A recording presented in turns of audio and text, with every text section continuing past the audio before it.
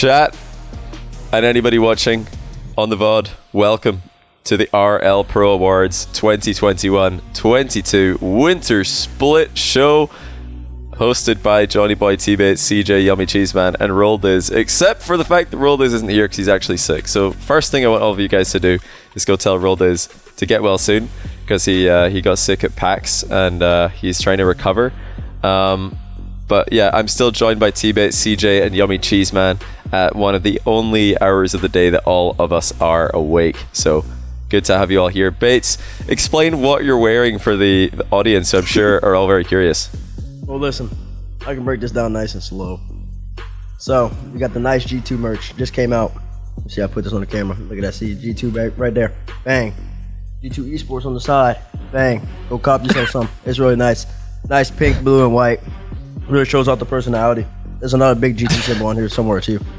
How much are they paying you, Bates? How much are they paying me? Yeah. You'll see. Anyways. Anyways. And then here, the glasses, the shades. The shades have two meanings. One, we're standing in not solidarity. Solidarity is not the right word, but we're supporting Adam Core for the amount of work he's put into this. It is amazing. But two, there's one award here that basically got robbed of, and I got to put the shades on because the award was so specific that it excluded me before I even had a chance to be voted on. It is unbelievable how it's even in the hole, but it's okay though. So we're here to support, and we're gonna have to have a great time. So this is my fit.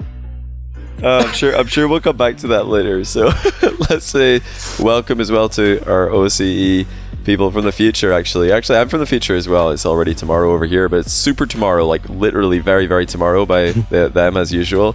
CJ, I've actually slept. Yummy. Yo. Good morning. How are you guys doing? Good. Obviously, yeah. No, thanks for having us on. You found a time zone. I know EU. A lot of people, in EU are complaining about the time, but that's okay, Jack. They don't sleep. Just wait. Yeah, exactly. You're normally awake at this time anyway, guys. Come on. So, yeah, great to be here. T-Bates. Obviously, we're getting a bit of a conflict of interest with the G2 support. It's been happening lately with you, but just glad to maybe we can balance it out. I guess we had to bring in a couple, like 3 people, non-NA people, to balance this guy out. So we'll see what happens. And I've got my fit here too. If you guys wanted to know, it doesn't have G2. It's got it's green SRG. though. You've green. Yeah, it's green, so you can't see it. It's got the SRG logo. We're repping. I've got the glasses on. They help me see T-Bates. They help me actually look at the monitor. They make me look smarter as well, so an extra positive too. So we're going good. We're going good. Yeah, so does the beard. You got a lot of intelligence props there. But I'm getting the grey hair in. That's the next step. That's the next step. Gosh. And then the wrinkles. There's stages to this. So no, I don't think wrinkles make you look smarter. I think they do. I think maybe. I think they make you look wiser. Surely it's inevitable. Has to be. I'm working on the forehead wrinkles. They're coming in. So anyone who's not kept up with what this is, if this is the first time you've heard about this, the RL Pro Awards. We've got the results today from the panel and also the popular vote. So there was a panel of judges who were initially nominating players and teams in some cases for different awards. There's 28 of them, so I'm not going to read them all out right now, but we'll go through them later. And from those nominations, the public and the same panel then voted on who they thought won every single category, with the weighting being 50-50. So half of the result is panel, half of the result is popular, averaged out to get the winner. And I'm excited. I'm the only person right now who can see all of the numbers, and I've got to say, the popular vote looking pretty good. I think you guys, the popular vote, all of you who are in chat who voted, great job. The panel, very interesting. If it was flipped, I would believe it. If it is flipped, I wouldn't be surprised. I'll be like, what is going on with some of these? Very, very weighted panel votes, but the popular vote is actually a lot more steady, a lot more fair, I'd say. So good job to you guys. But all we're going to do here, again, like T-Bit said, a shout out to Atom Core. He put all this together. He did all the graphics. He did all of the work for this. We're just presenting it, so shout out to him. He also, by the way, chat, is the guy who did the spreadsheet for the predictions that we've been doing, like the bracket predictions. So doing a lot of stuff in the Rocket League scene, a lot of cool stuff. definitely check him out. Check out RL Pro Awards on Twitter. Check out Adam Gore on Twitter as well. But anyway, I think that's everything. I don't think I've forgotten anything. You can tell us in chat if I have. I believe we're good to get into this. Are you guys ready for the first award of the 2021-22 season? I mean, winter split. Yeah, I have no idea who. Well, I have no idea what the first award is, but I have no idea who's going to win. So yeah. And Bates, you were on the panel, right? And Yummy as well. Yeah. So I was on the panel as well. So we're partly responsible. We for were the panel. overridden. We had all the best nominations, and anyone who nominated or voted wrongly, it was not us. We got perfect. I guess we can reveal throughout if you want to. You don't have to. I'm not going to force anybody to reveal who you did vote for. But CJ wasn't on the panel, so he can reveal. He can, I represent the people. He can judge. John. Yeah. So, yeah, I'll go with the fan vote, and then I'll step in if I need to. Good. Okay. If I'm not happy. I knew I could always count on you. So first award for the 2021-2022 winter split is. Let me make sure I don't bean this. Okay. I think. Boom. Did that work for you guys on Discord as well? Yes. Wow. Look at that. We've actually done it right. Hopefully I don't get it wrong at some point. Starting strong here. Ooh. Yeah, so we're starting off with the Sharpshooter award, the award for the best striker, best shooter of pick right here. the winter split. I've actually forgotten who some of my picks were, but I know who I picked for this one. I know who I picked for this one. I don't know what I picked. We have to go. Well, I think we have to put CJ on the spot every time. Yeah, CJ. He didn't have. CJ has to give his panel first votes, opinion. So who's your vote, CJ, for the Sharpshooter award? The vote's already in, by the way. So CJ's not actually going to influence this at all, but we have to. Know. So, if I was to, if you're gonna hold me to this, I'd probably have to. There's probably a general consensus here. I think Beast Mode had a great event, great split. But JNaps, he's the sharpshooter. He's been the best shooter for years. So it's always him. Even if he's not shooting well, it's always JNaps. So I'm putting him up there. Yeah, I think in terms of the name of the award, Sharpshooter, I think maybe everybody else on the list, Beast Mode, First Killer, Rise, are scoring tons of goals, but they're usually crazy mechanical double flip resets, whatever, off the roof. JNaps, Sharpshooter, he is shooting at the top corner every single time. So he's, I guess by the name of the award, I don't remember the description of the award. I would have given it to JNaps as well. Debates. Who did you go for? If you can tell us who you did vote for, or who you think, what your thoughts are in this one. I can't find my votes, but regardless of that, Do you need to remind yourself of this one? I don't think you do. No, right? No. Well, I do. Oh, you do. But yeah, because I am confused. I'm not confused. I know a lot of these were tough. This one was one of the tougher ones. I'm just gonna break it down at the base methodology. Rise is eliminated from it because he just popped off shooting wise at the major. If any of y'all actually believe that Rise should win this award, then you don't know Rocket League. This is the winter split, not the winter major. So Rise is eliminated off of that. So then you have the other three. And my man Naps is the pinnacle. He is the sharpshooter supreme. Even if he isn't making shots, he's still a sharpshooter. But stats do matter, and the stats show that Naps wasn't sliding like he usually does. Regardless of whether or not they were safe, regardless of whether or not he was just setting up his teammates or he was just getting big clears, the stats showed that Naps wasn't it, so Naps can be either. So then I was choosing between First Kill and Beast Mode. Now, who did I pick? I think I went FK. No. You went FK on this? How do you not know? Yeah, I'm pretty sure I went FK. I'm pretty sure I went FK on this one.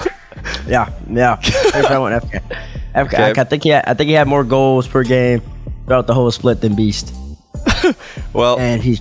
What was it you said? You said about so you eliminated Rise straight away. What was it? What was your reason for that? Because at the start again? Because his number. The winter award. It's the winter split major, not the winter major. And that's why the winner of the award is Rise, ladies and gentlemen. That doesn't even make any sense. See, this is why I can't be on these. Nobody who votes makes any sense. How did he win? Vatira literally trumps him in goals by 9 million. Where's D-Rex stat sheet? Where's D-Rex? Who To an award show we could possibly have, ladies and gentlemen. had Rise as the best shooter on Queso until after the major? Who had that? Somebody let me know. No, but not a single person. Wait, pause. Even better. So I just want to reveal that the panel, in fact, is voted so heavily in favor of Rise that it swung it in his favor. And actually, the popular vote was JNAPS. So the fans, the popular vote, nobody knows what I'm talking about. went to JNAPS. But the panel, the expert panel of analysts, personalities, and me, T-Bates, and Yummy have voted for Rise in a landslide vote. So actually, the panel are to blame for that one. If T-Bates, if you were to have beef with anybody, it would. All right, let's make our excuses. Let's make our excuses. So, yeah, sure, it's the winter split, but surely the winter major is the most important part of the winter split.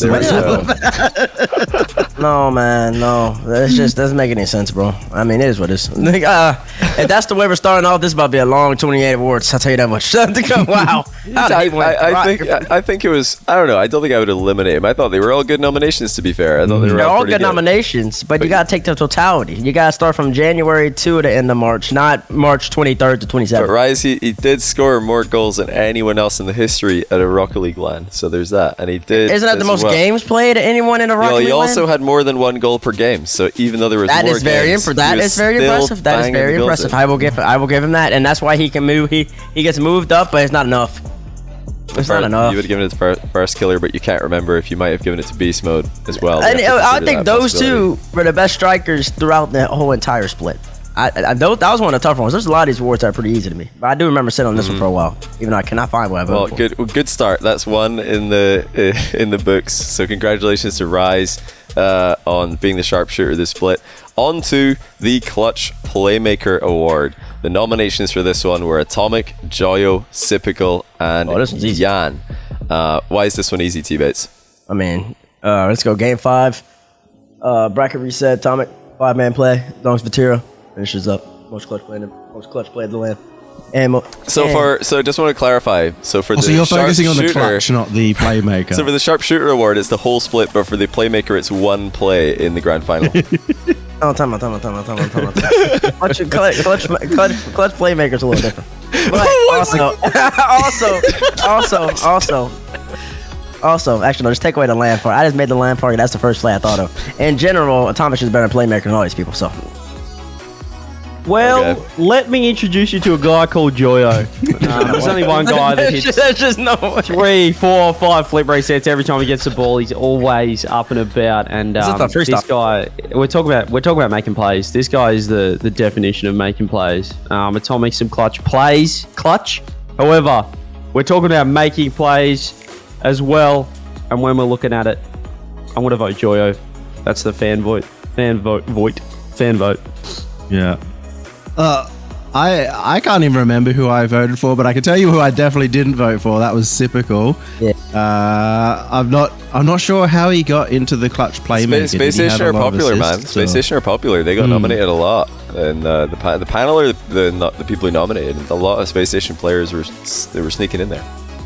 Fair enough. Well, since you talked about Atomic and Joyo, I think Yanks at this LAN especially set up like so much. Look at him against NRG, and you just have to say that he basically got them every single goal. He was insane. So that's definitely why he's nominated. Yeah. I think this award becomes more tricky if you turn clutch into best playmaker. Well, also the name is like it is best playmaker. Like it's not clutch playmaker. That's just the name of the award. The description was something along the lines of the best person at passing or best person at setting up goals. I've got to run something past chat real quick. The panel of experts are the ones who nominated everyone for every award. You guys in chat don't think that the panel. Does everyone in chat think that the panel just became like suddenly not fans of Sipical just because he left SSG? I think they're still fans of Sipical. They probably still like him. You know what's funny about that though? Even though he's in phase. Yeah. I was on the panel and I didn't nominate anything. I didn't realize I was supposed to. You forgot? Oh my goodness. No, I didn't realize I was supposed to. So yeah, I missed out on that.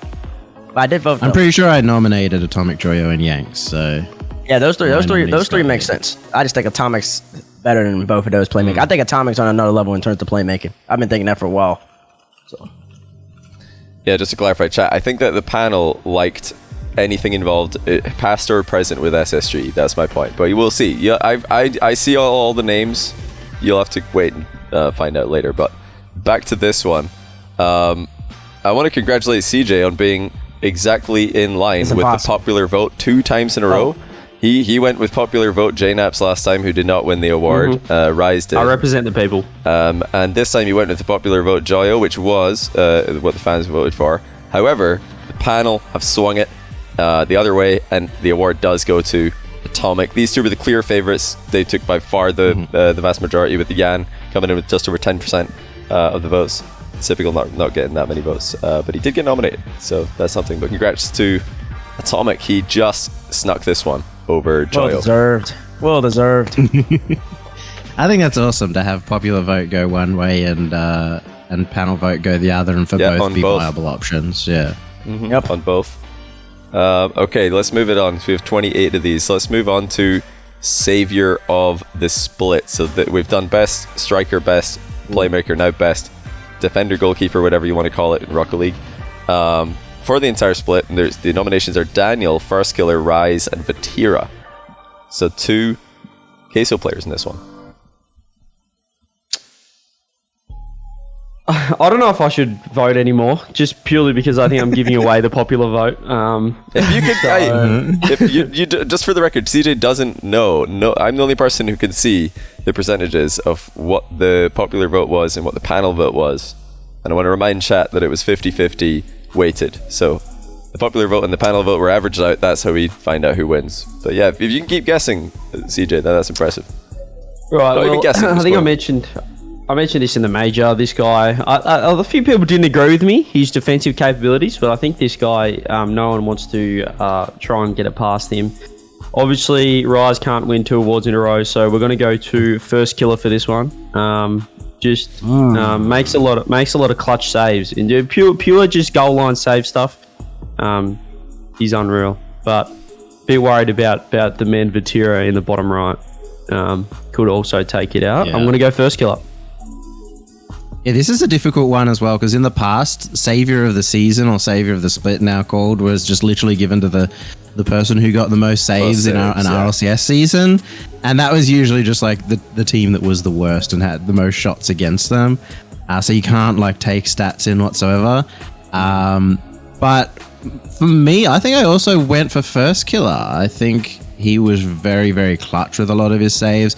I would have probably put maybe even like Atomic in here over the top of Rise or something like that, but I think it would be between First Killer and Vatira for me as well, with First Killer taking it. Bates, have you... I know you're probably devastated there's no G2 player nominated for this one, but... it's fine. I didn't pick J-Naps the first time. Trust me, I'm not biased. I might have the G2 merch on, but I'm a very unpartial individual. I believe that Rise shouldn't be on this list. That's first off. I don't understand how he made it. Rise isn't known for his defense like that. I think that should be Monkey Moon in his place. But regardless, the winner of this award should be Vatira. It should be Vatira, just based off of the totality of the split once again. Queso, you have to understand that Vatira was on a different level, both offensively and defensively. And then if you want to take into account how well he played the whole entire first 3 regionals on the defensive end and offensive end, he took a step back offensively for Rise at the major, but then stepped up even more so in defense. A lot of people were saying Joyo and Rise are playing that much better, which Rise probably did elevate his game, especially offensively, that much better than the other two. But Vatira's defense is one of the main reasons they even got that far. And it's because he's always steady, always consistent. Dan, he would be up there typically, but SSG weren't always at the top of NA the whole entire split, and then FK. FK's a good shout, but I think it's just Vatira's award to lose. It's interesting. I think what Yummy mentioned about Savior of the split, it can be misleading sometimes, because Savior, you just think who got the most saves, and a lot of Vatira's defense isn't saves. He likes to attack the ball, so he's defending, he's stopping shots, but he's not saving. However, that didn't didn't confuse the panel or the popular vote, who did both go for Vatira. So Vatira took this one by quite a large margin, actually. So congratulations to Vatira for being Savior of the split. So actually, all three of Such a Queso tough photo. almost took this. Joyo and Atomic were 1% different in the last one. What? Yeah. What are people watching, bro? Hello? Joyo was 1.3% off Atomic, and that would have been a Queso. I know you're a clean Joyo sweep. hater, T-Bates. No, I'm not enjoying it. It looks like I need to make a YouTube video called Difference Between Freestyle and Playmaking because clearly you are confused. I want to see it. I want to see it, definitely. Yeah.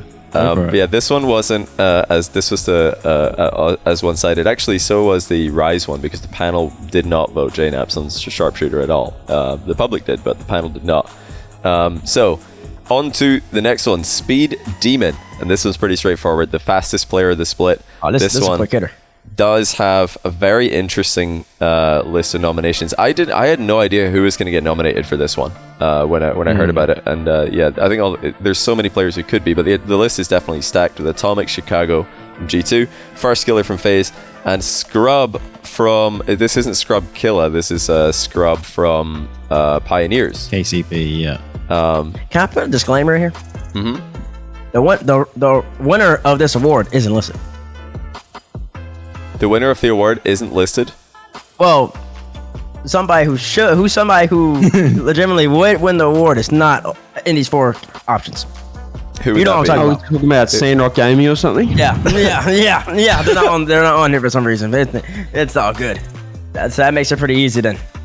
Well, Scrub had the highest speed stat for the major, and I think that was posted on Reddit, which is why he would have been popularly put up here. So I think a lot of the panel actually must have just loaded up Octane GG, sorted it by goals, assists, saves, speed, and they're like, "There's my nominations." And, yeah, Scrub's on here, but yeah, do you think that's merited, Yummy? Beyond just average? No, speed stat? I thought Speed Demon didn't matter about how fast you moved around the pitch, but like how fast you were to the ball, how much impact you had on the opponents. There's some players here that I'd definitely put over Chicago. Like he's not putting anywhere near enough pressure on the play to I guess be considered speedy in my eyes.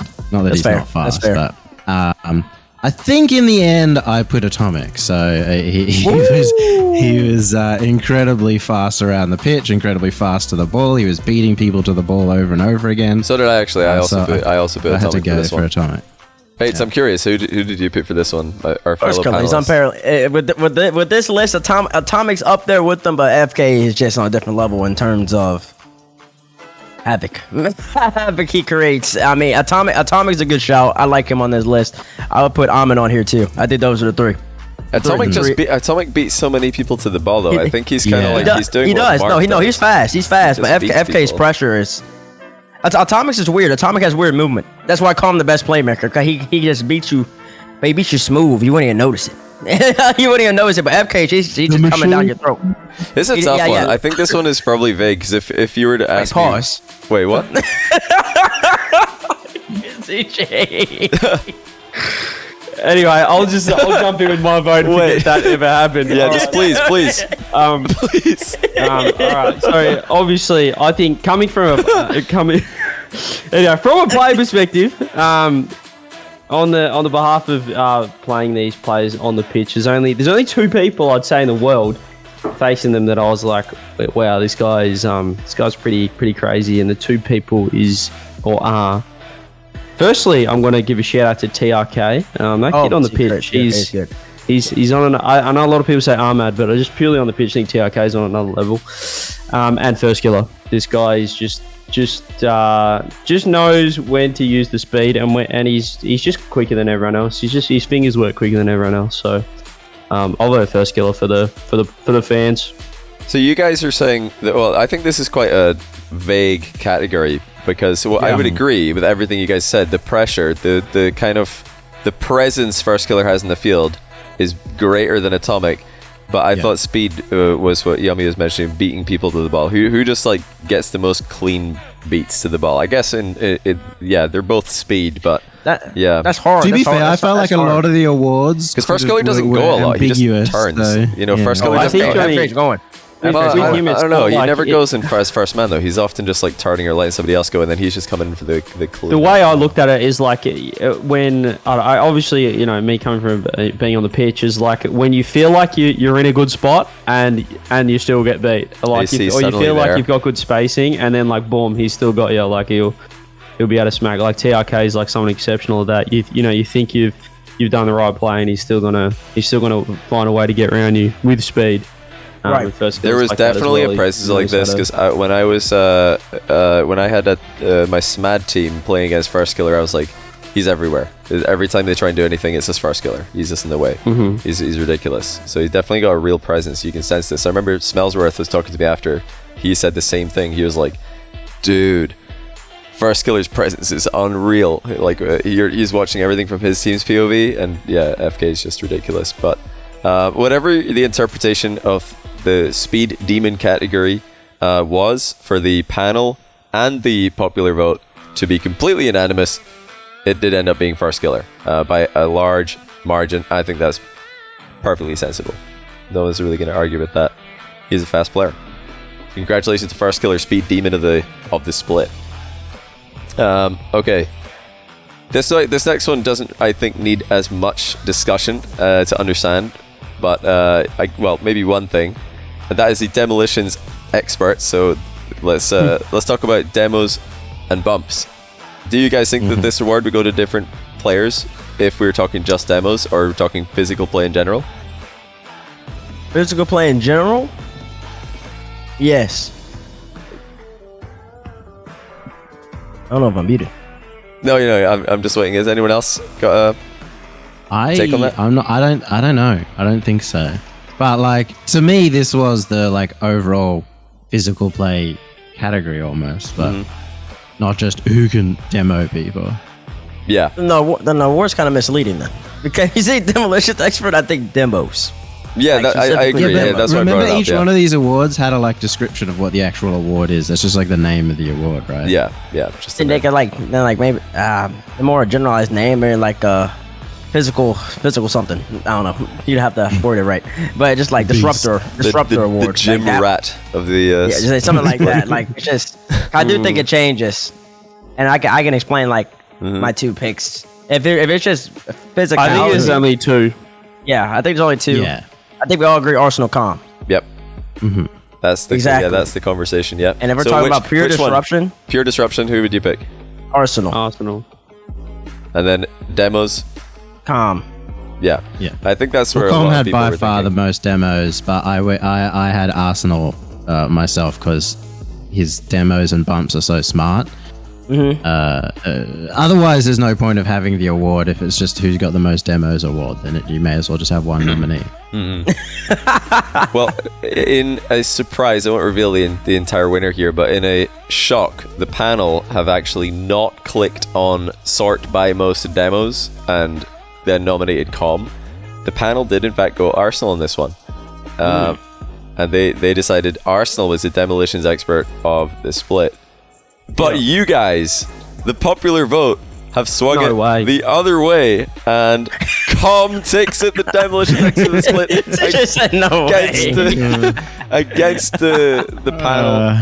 The panel were a little bit more undecided. The popular vote, more than half of the popular vote went to Com, so he crushes this one and takes the dub for V1. Congratulations, Com.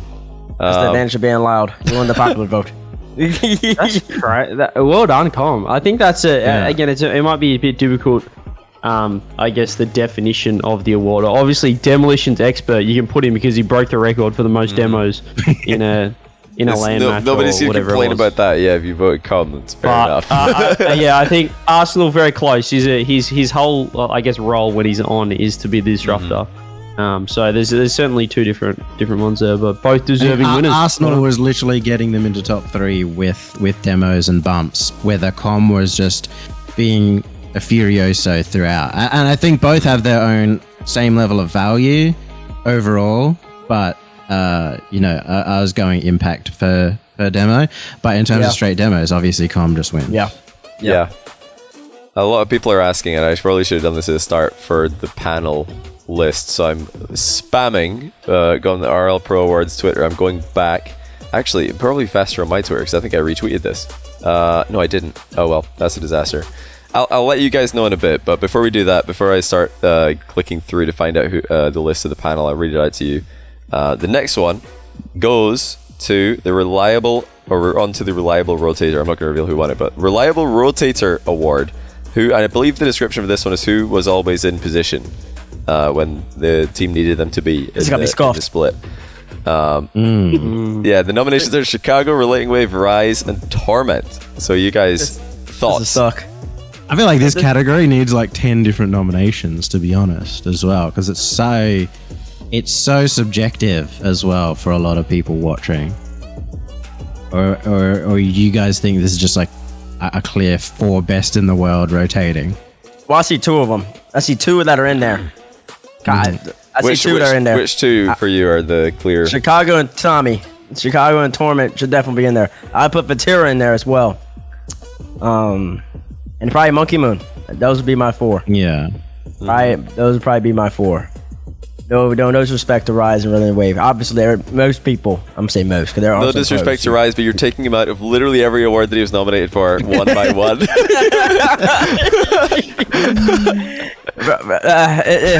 awards are tough. There's only 4. And I just think, I don't know, you got to look at these awards as objective as possible, and there's just certain things that players do that are really great. Most pros, I'll say most pros do know how to rotate. There are some pros still that don't know how to rotate in the slightest. But CJ? No, CJ knows rotate. But regardless, Chicago and Torment, they're just always there. Especially, I don't think a lot of people take into account how valuable being a true second and third is in Rocket League. The first is a little bit more simple, you just go. But the second and third, you have to make all the right plays. And Chicago, especially for the whole entire split, Tommy is always Tommy. Probably one of the best third men ever played this game. But Chicago, especially in terms of you're installing a player like Atomic that's completely different than Dree. So Chicago's got to change his role completely, and then being able to still play at his level and probably a little bit above his normal level in order to make that team work. That's why I get Chicago, because just the performance from really the second regional on was just near perfection in terms of being where he needed to be. Whether or not he capitalized on scoring or something in those situations is neither here nor there, but that goes to everybody though. But I think he's always in position. But I can see Tommy winning too. CJ, yeah, I think Chicago stood out at LAN for his rotations as well. You know, that was a large part of why they won. Is if you're JNaps and Atomic. And hopefully no one forgets to go for the ball at any point in time in a game 7. I think if we're looking at it as the whole winter split, online in particular, Rise was holding that ship together. He was holding it down in the back.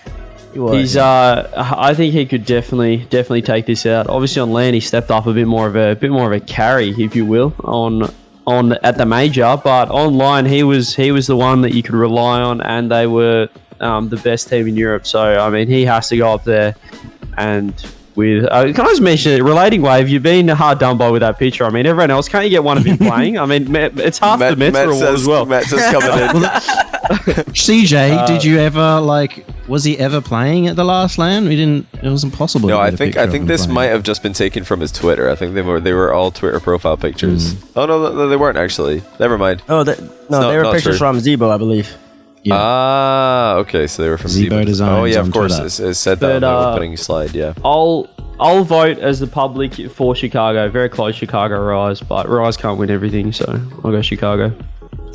Well, Rise good with everything. I just feel like we're about to. I feel like Torment's about to win. I feel like Torment's about to win. Well. Yeah, this was an interesting one because, so Relating Wave, 4th place in both panelists and popular votes. But taking the popular vote, the winner of the popular vote was Rise. So it looks like the popular vote, we're considering the entire split where Rise, like CJ said, was really the glue of Queso. And second place in the popular vote, almost 6%, or more than 6% behind Rise, was Chicago, who you guys mentioned as one of the favorites to win this. And way back in the popular vote, over 14% behind Rise in the popular vote was Torment. So way back, actually. However, the panel have swung it, so this time it's the panel making the big change, and Torment takes it. The panel love Torment as the reliable Top voting. right So, See, I knew it's coming. I knew. See, that's why I said. I mean, I can't complain, but I guess they're just gonna give it to him based off of legacy, though. They're just gonna get that. the panel went for it, man. The panel went for it. And That was the biggest twist since, like, I don't know, Sixth Sense or something. I thought it was 100% between Rise and Chicago. That's just a legacy Torment award. took it. Well, actually, That's a so legacy award. there's a good time actually just to remind everybody who the panel was. Obviously, teammates, myself, and Yummy were on there, but there was a bunch of other people. We had Amphis, pro player from OCE. Beast Mode was on there. Wonder if he voted for himself. Bilbo is on there, who's I think coaching right now in Europe. I can't remember what team he's coaching. Chimako, Samcaster, Eclipse, Endpoint coach, Hytheria. Is that how I pronounce his name? He's casting as well. Yes. Karma, former pro player. Chrissy, who I think I saw in chat. Lawler, as well, was on here. LCT, Lucas. Wait, can we talk about how many V1 people you said so far? Have I said a lot? Yeah. You said like 4. Really? 4? 3. They did just win 2 awards. Nawiz was on here, the Middle East caster. Rettles, pro player from NA. Royales, who I think he's a coach from SAM, if I'm not mistaken. Yes. Stumpy, T-Bates, of course, the Bot Pops, Tryhouse, and Yummy, like I mentioned. So that's the panel. If you guys want to blame anyone for swinging the popular vote away from Rise or Chicago there, it would be all of those people I just mentioned, or definitely most of them. Don't harass them on Twitter, though, please. They'd love the impressions, to be honest. I think free impressions. Hey, more followers for me. Give me the 9K. Let's go. Yeah, that's right. So on to the consistency award. So the most consistent player for the winter split. We've got Atomic, Beast Mode, Monkey Moon, and Vatira. Bates, I've got to ask you straight away. What do you think about Atomic being on here? Shouldn't be there. I don't know what he's doing on here either. I can't believe Atomic's got nominated. He but shouldn't be there. this panel I is think- not doing their job. What is going on? What? Yeah, I think Yeah, panel. he's not always as consistent, but I think the third regional and the major, he's definitely been leveling out at more of a floor with G2 than he did with Envy. I'll give him that much, but I gotta see more from Mas before I say he's a top 4 consistency. If he was always consistent, then G2 would probably almost always win. I'm gonna be honest with you. So What, like win NA? yes. CJ, Beast Mode. There's only one. There's only one. Who There's is only it? one. Who is There's it? only one, and it's Monkey Moon. He's Agreed. He just doesn't ever put in a bad series. I'll give him one series in 100 where he's not absolutely taking that team to the highest possible level. So, he's unbelievable. What And he was a about major. Perfect Swept by FaZe? That's And Perfect Swept by Dignitas earlier on. It's not really that relevant, Yummy. I think that Monkey Moon is so good that you forget about those ones because he probably still top scored. This guy, he it's the scored only only right. 2 goals for BDS in the FaZe series. Wait, no, Yeah, is you Perfect Swept can- no goals? You can make a case for every other player here that put up a rough series for them. Beast Mode obviously was super consistent as well. He's always top scoring. Yeah. But Monkey Moon, it's Monkey. Yeah, him. I think I gave it to Monkey as well, but I give a shout out to Beast Mode as the other genuine option here for No myself. way. Just because, like, at LAN, every single series was amazing. He got themselves the last regional, or got V1 the last regional, not himself, but yeah. What about the first very, regional, very Yummy? consistently high performer. Yeah, probably not the first regional. That's why I didn't give it to him. That's why I would give it to Monkey Moon. Okay. Well, I'm For looking the right whole here. split. for the second time, I think it's the second time, no, the third time, the panel and the popular vote were unanimous on Savior of the Split, Speed Demon, and now again on the Consistency Award, and we're all unanimous as well. It was Monkey Moon. So everybody's gonna give yourselves a pat on the back for that one. Good job, everybody. Second place from the popular vote and the panel was Vatira. Can I run to the bathroom real quick? Go for Yeah. it, mate. Yeah, Thank go you. for it. So yeah, Monkey Moon ran away with that one easily. Even like you guys said, even when his team is not doing well, he's still putting up ridiculous numbers and doing tons of work. His goal participation was absurd. Points per game is absurd. Now these things, there's more to the game than just stats, but yeah, what he did was ridiculous at the Fall Major, an event where they didn't do well. when they are doing well, I mean, obviously, Monkey Moon's always insane. And where did Atomic lie in both the popular and... Atomic he was third on the popular vote. Beast Mode took fourth, and yeah, Atomic was also third on the consistency, with Beast Mode fourth again. So this was the most consistent panel to popular vote ratio on the most consistent award, on the consistency award. So really great job, everybody, bringing the award to fruition. We can start off the next one, get your guys' thoughts as T-Bates rejoins us on the hard carry award, and Beast Mode and Monkey Moon are back. Both Beast Mode and Monkey Moon have returned, and now they've been joined by Farskiller and Seiko. I think I'm gonna go ahead and say it. Going into this one, I was like, okay, this one for me is obvious, but what do you guys think?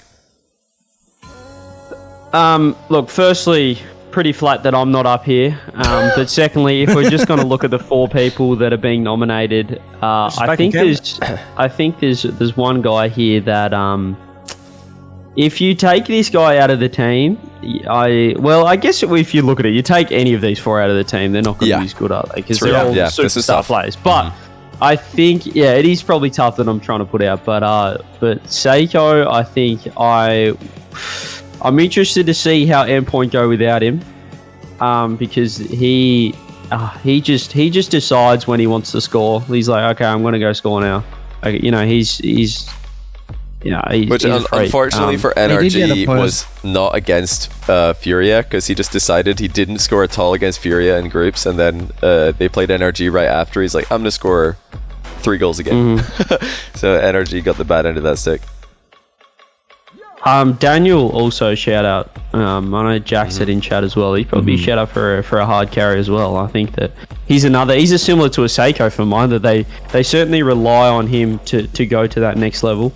And I think that obviously all these players need to play well, but I think when you look at Seiko, like, they need him against the top teams they're relying on him to score 1 goal a game at least, like off his own, just individual brilliance rather than sort of the teamwork aspect, I guess. So yeah, put up Seiko. Unfortunate. Never mind, CJ. I mean, not CJ. Yummy, go. Yeah. I can't remember the description for this one. So it's actually maybe a little bit ambiguous on like whether it's just somebody who is like. I think it was like always top of the scoreboard. I think it said, or something like that. Always top of the scoreboard, or some. Yeah, it's still a little interesting in terms of like somebody who was so impactful that they got them a lot further than where they possibly should have been or expected to be, and that might be Beast Mode. But I don't think I would have possibly put Beast Mode in a list like this when Com was so impactful for that team as well. Whether Seiko, for me, standing out from both of his teammates so much, or like the team's actually just built around him almost. So I think I personally went with Seiko for that idea of like difference between the top and the rest. Bates, thoughts? Firstly, I want to address CJ's point about how young Dan deserves to be on this list. That is Reddles and Arsenal slander, and I can't stand for that. I just can't stand for that. It's true. Young Dan is the best player on that team, no question about it. And I do believe that Daniel will be the best in the world, given give it a year and a half, 2 years tops. I do believe that. I think he's in a perfect system. But to say that he's hard to carrying all the time, man, I don't know about that. I don't know about that one. The only person on this list, I mean, all these players, as Johnny attributed to earlier, you take them off the roster ain't the same. The only person on this list, I believe, who gets eliminated from it is Monkey. I believe Extra and Mark have been that great for that long. It's whole split, remember, as well. Extra during some, especially during some of the splits events, especially the one they won. They won a regional this split. Extra was ridiculous. So exactly. I just think they've just been too great for too long. So Monkey gets eliminated off of that. And then it's the other 3. V1. You just brought up Calm. V1. Was anybody talking about V1? A lot of people have always been talking about V1 and how they could do it and how they can be good, and they never did it until they picked up this young man right there. It was always losing game 5s, missing regionals barely, or getting eliminated immediately. They weren't going all the way. They weren't making top 6s. They weren't finishing first in regionals. Beast Mode did all that. Without Beast Mode, that's such a big drastic change that warrants it. FK speaks for himself. I don't need to talk about F carry, but I'm gonna go Seiko. Seiko just off the fact that it just seems that if he's not popping off, Endpoint don't be winning. I will say, like, each of these players are like, you could easily see people putting them top 5 in the world, definitely top 10 in the world, and you could put them on any team and they're going to be carrying as well.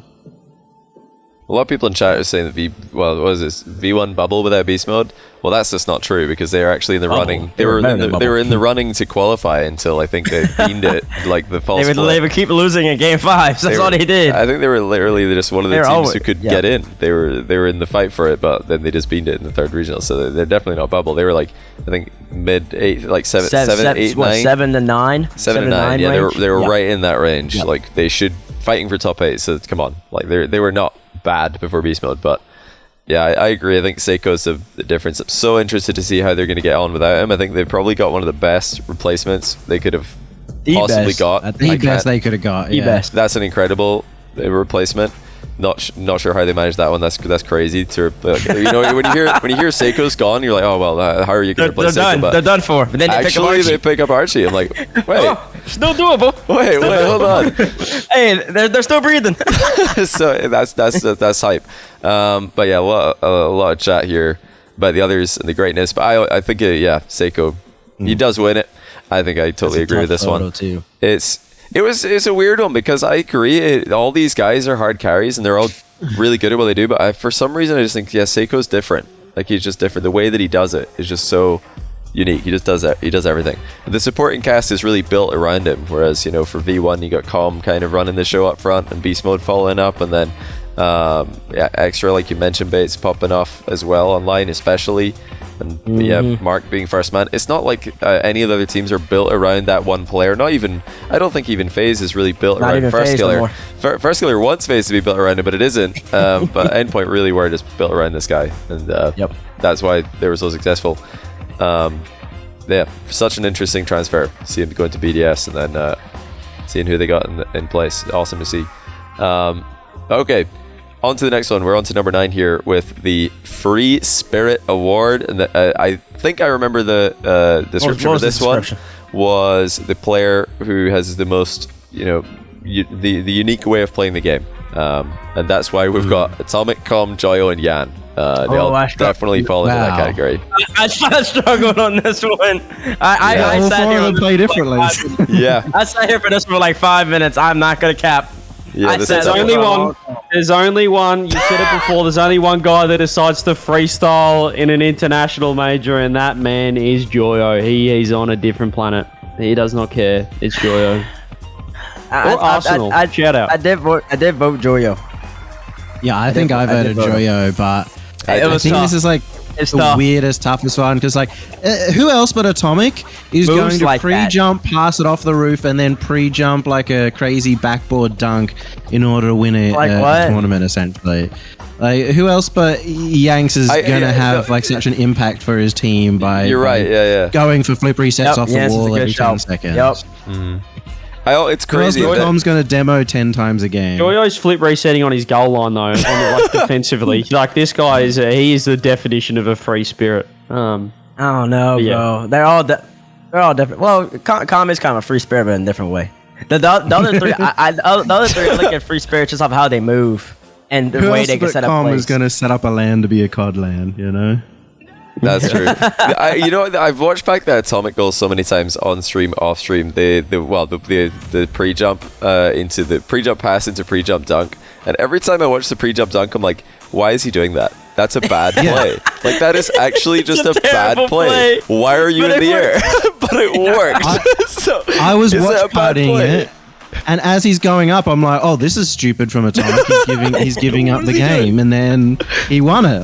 So he didn't have enough boost. He didn't have enough boost to recover properly. Usually, if somebody does that, they've got 100 boosts, so they can get back to the game quick. But he just already used some boost. He's like, "Oh well, might as well keep going." But it worked. So I was like, "Oh, fair enough. That's probably the best goal ever." But I don't think you're gonna get the best goal without doing something dumb. It's like that line you have to cross. So that's an amazing goal. Like the psycho shot, like the psycho is really doing something dumb, but it works out. The double tap off your own backboard. Yeah, there's a lot of plays you're like, this is stupid. If you miss, it's really bad. But if you hit it, hey, It's unique though. It's insane. Yep. Psychos are going to come so much into the fore, I think, very soon. All kinds of It's double starting taps. to I pop agree. up. Did y'all see the clip of Zen hitting that on K-Dop? I did. Yeah. And then Zen. K-Dop called it lucky. Did he actually? Yes. He said that was It happened in French. an OCE tournament on Monday as well, and they scored off it too. Like it's happening. That's not lucky. The kid's probably practicing. I didn't realize K-Dop called it lucky. Did he say that in French? Well, okay. I don't speak French. I was reading the comments. I don't speak- I'm assuming that the comments know how to interpret. Because K-Dop is like the Jesse of French streamers. He trolls. So I want to see K-Dop do one. Yeah, that's probably why I thought it was lucky. He's gonna learn how to air roll first. So, okay, everybody in chat demanding that we just go ahead and give this one to Joyo. Fine.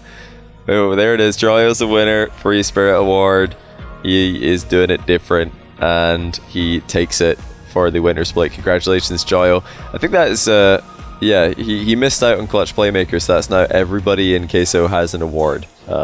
With Joyo being Free Spirit, Savior Split, Vatira, Sharpshooter, Rise. They've all taken one down. They've done it. Anyway, 10th award is the Fashion League, who had the most unique car designs for the winner split. why is I'm missed from on here? OCE right now, and everybody's copied Joyo's cars. I don't pay. I think I refuse to vote on this one or nominate because I don't pay enough attention to cars. But everybody's been copying Joyo's car that I know, so I have to give him a shout out. Why is Mist on here? What I genuinely want to know, what is the car Nick design for owns Mist? just one car. He uses 20XX, blue, dark blue, and black.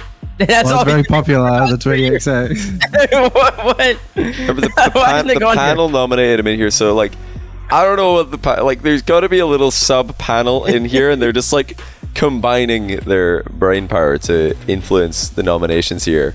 Because spoiler, Mist hardly took any of the panel or popular votes, so yeah, he got nominated, but nobody in the panel. I think hardly anybody even voted for him. I don't know how. I don't know what happened. The 20X must be a good one. And then Must be a Mark good car also design. just uses the same design. Yeah, Mark, he had. Oh wait, did he only have the one? Did he have a second He one? only this has the split? one. Nope. Ooh, did he switch? Oh no, it's Monkey Man who did the Ukraine car. I don't think Mark Okay, did that. yeah. I don't think Mark switched. Mark just used one. Lime Sherpa all the way through. So, Joyo's making waves. Joyo. He's making different cars. He's got different cars. He's got different decals. I'm a fan of him. If we're going to give a shout out as well to someone not nominated that doesn't make good looking setups and makes the most stupid things I've ever seen, shout out to Banana Head. He uses donut wheels and all the rest. Oh, Banana Head does. Yeah. He's, he could definitely be up here instead of maybe Mist. Who's the one who's using the who uses the like the cartwheels, the really thin one? That's Luis. Luis B. He thinks they're the fastest wheels in the game, and he won't hear otherwise. He just thinks they're the fastest wheels, and if you wear them, you're faster. So Luis uses the cartwheels, the tiny wheels. Haven't seen them really take off yet, though, because they are quite something to look at. I don't Listen, know. when he wins the next LAN, he'll get both Fashion League and Speed Demon Award. Do you not feel like you lack traction, though? Like when you're turning? You know, like, on those 2x2 wheels. Yeah, I was- Some of those really tiny yeah, wheels. the that really, like- really thin thin, ones. yeah. I played that. I was just a free I feel player, like I and I don't was like, turn properly. yeah, I feel like I'm slipping. You know, I'm like, it doesn't look real. I feel like my 50-50s have no power. 'Cause you're like, you're just slipping. my car looks like it's so easy. Like it's just gonna break with one wrong turn. I'm just gonna have like one of those old 1960s, and the wheel just goes rolling off like hello. Yeah, I'm not sure about that, but we'll see. We'll have to wait and find out. But yeah, you guys have nailed it once again. And with more than half of the panel vote, more than half of the popular vote, Joyo takes this one, back-to-back winner of the Free Spirit Award and the Fashion League Award. This guy's ridiculous. He can remember everybody's car design from like the beginning of could. time. He just like, if you show him a car design, he'll tell you who that was. He knows them all. So definitely go to Joyo's stream if you want car design tips. Just copy whatever he's using.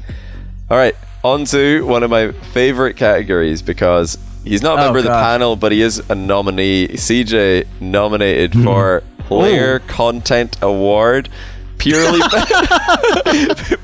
based on the fact that he does the hotel room vlogs Wait, and talent desk. with or without fridges. So congratulations, CJ, for being nominated. We'll find out if you won it in a bit. But alongside him is Appjack, Arsenal, and Rettles as the other player content award nominees. Yeah, I like the nominees. Arsenal and yummy, Reynolds constantly uploading awesome stuff, but Appjack has become an absolute beast of content, and CJ should not be here, but Appjack has been an absolute What? beast of CJ content. should be here. I think he should be here. No, 'cause CJ should be He here. makes Listen. unique content. He dominates his yeah. space. He's got niche Yeah, and he listen. crushes it. Listen, no CJ slander, Yummy. And let me tell you why.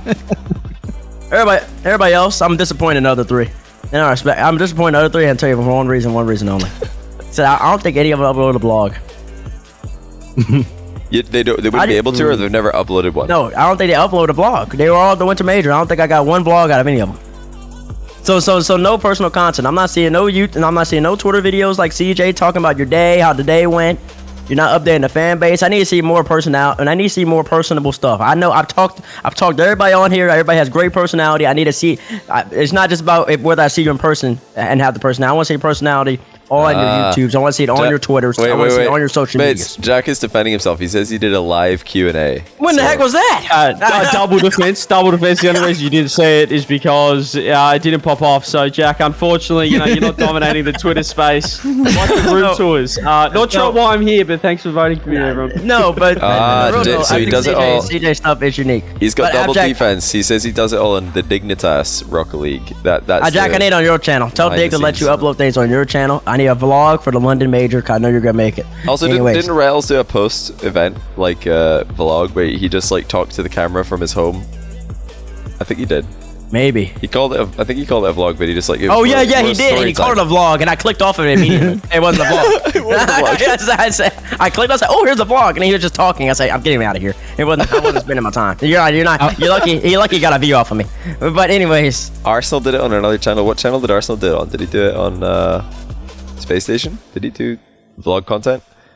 I definitely want to watch it if it exists. I've not seen it. yeah, I've not seen it. But I would Appjack just off of pure consistently uploading the whole entire Winter Splint. I would Appjack. The grind's impeccable. The young man's got it. So He does I give it him all. that. But He does it all. He does. But I just get that one flaw. That one little critique. Not even a flaw. A little critique. Mm-hmm. I would love to see more personable stuff coming off the YouTube, Jack, and on your Twitter. Just needs a cameraman to follow him around. Watch him being a celebrity. So this guy, that's the best part about being eliminated before the live event even begins. You just walk around sending photos all day. But yeah, Rise, who just tuned in, you did win an award. You won the Sharpshooter award, so congratulations. Winner of this one is also in chat. It is apparently Jack. He's been crushing it. He does everything. He just doesn't stop uploading. He doesn't stop streaming. He doesn't stop. Well, he's still in school as well, actually. So all these kids are, telling their parents that they need to quit school to do Rocket League. No, you don't. Jack does No, full-time you finish your content, job. full-time You pro finish play, full-time school. He does it all. And if he could do Get it, the degree. so can you. Be inspired. Get the diploma. Look at that. I love this photo as well because at the beginning of the season, Appjack, maybe about a year ago, he did like a documentary or something. There was a documentary where it was him and his mom, and he was talking about how he wanted to be the best streamer, the best content creator, blah, blah, blah, in Rocket League. And he hasn't just been like the typical teenage boy, I want to be the best at something, I'm going to grind hard, and then, you never do it. He actually just went out and he does it, and he's grinding, and his numbers are exponentially, massively improved since then. And Nothing but CJ, respect for Appjack. CJ, since I know you're going to be curious, actually came second in this one. In fact, the the player content, I don't know how this would make sense. The panel really dropping the ball here because like I said, the four nominees, maybe people were allowed to nominate multiple people. Were you allowed to have multiple nominations? Everybody could nominate 3 people. Okay, that and then I explains guess it. they tallied explains that it. and got the most nominated. Yeah, because for the first time, Arsenal has actually taken 0% of the panel votes. Literally nobody voted for this guy as the content creator of this play after nominate. Somebody nominated him on there, and they're like, "Yeah, but he's not getting my vote though." So he got My nothing. number 2. It was Yummy. It was you. That's why he's on there. Yeah, the regularity. He stopped uploading enough, I suppose. Jack's just had too many videos to compete with. But CJ did come second in both the panel and the popular vote. So congratulations, CJ. If it wasn't for Jack's ridiculous output, you could have taken. You got silver medal in the player content award. I would have also thought that Reddles and Arsenal might split the vote, but Arsenal got 0 power. Arsenal got 0 panel votes. He did come third. He beat Rettles in the popular vote, but Yeah, no panel votes at all. Nobody voting for Arsenal from the panel, so he's definitely going to have beef with somebody. But anyway, on to team content. Jack briefly mentioned in chat there, he does most of his vlogs in the Dignitas channel, so if anybody wants to check out the real life Dig content, check them out. But we've also got NRG nominated here, and Space Station Gaming, and also Renegades. So CJ on here again. What sort of content can we find from Renegade, CJ, about the winner split? We did a live stream, Johnny, where we tried to throw a ball into a bucket. It went for about 3.5 hours and until we got it in. But then we did get it in eventually, so vote one Renegades. No, we did a few videos throughout the split. Yeah. We've done some fun like GeoGuessr challenges and stuff. So check out the Renegades YouTube channel. Shout out. If you haven't seen it, you don't realize we're making content. Check it out. And thanks everyone for nominating us. That's right. Didn't Kami genuinely kick though, the ball into the bucket and then the camera or the microphone like died because everybody's Just screaming so loud? Webcam mic. It was sick. Genuinely though, instead of getting CJ to self-promote, Renegades are one of the best. Their entire YouTube channel, it used to always be about their CSGO team. Now it's pretty much all Rocket League team content. That's what's up. Where they're doing like challenges like GeoGuessr or like they did a Price is Right thing and stuff like that. But also around the LAN, they released like 3 or 4 of those like professional level videos where they show like what the team is up to. They go into like individual player stuff. They did a lot, but they just don't have the audience. So I'm actually happy that they got nominated because they definitely deserve to be up at the top. That's awesome. So Bates, whose content have you been enjoying throughout the winner split? Any of the nominated teams here? I like SSGs. I think SSG does a good job with their voice. Just overall, I think they have 3 people who have lots of personality. Even the baby Dan's still young. The people just want to see Daniel, so that gives them a little lift. But NRG's on here. I know some people may feel like NRG's forced, but NRG does upload Rocket League content. They do. They really do. They're doing a lot of content. And every time I tune into like their day one streams, there's like little bits in the breaks. I think that's really awesome to see as well. They're doing a lot. So Dig's not bad either, but I think I'd give SSG the nod a little bit. Well, you know the Dig content's good, right? Because they're doing beach videos instead of practicing for the LAN. They really wanted to win this award. Really bad. They did. If they don't win, oh no. You know what?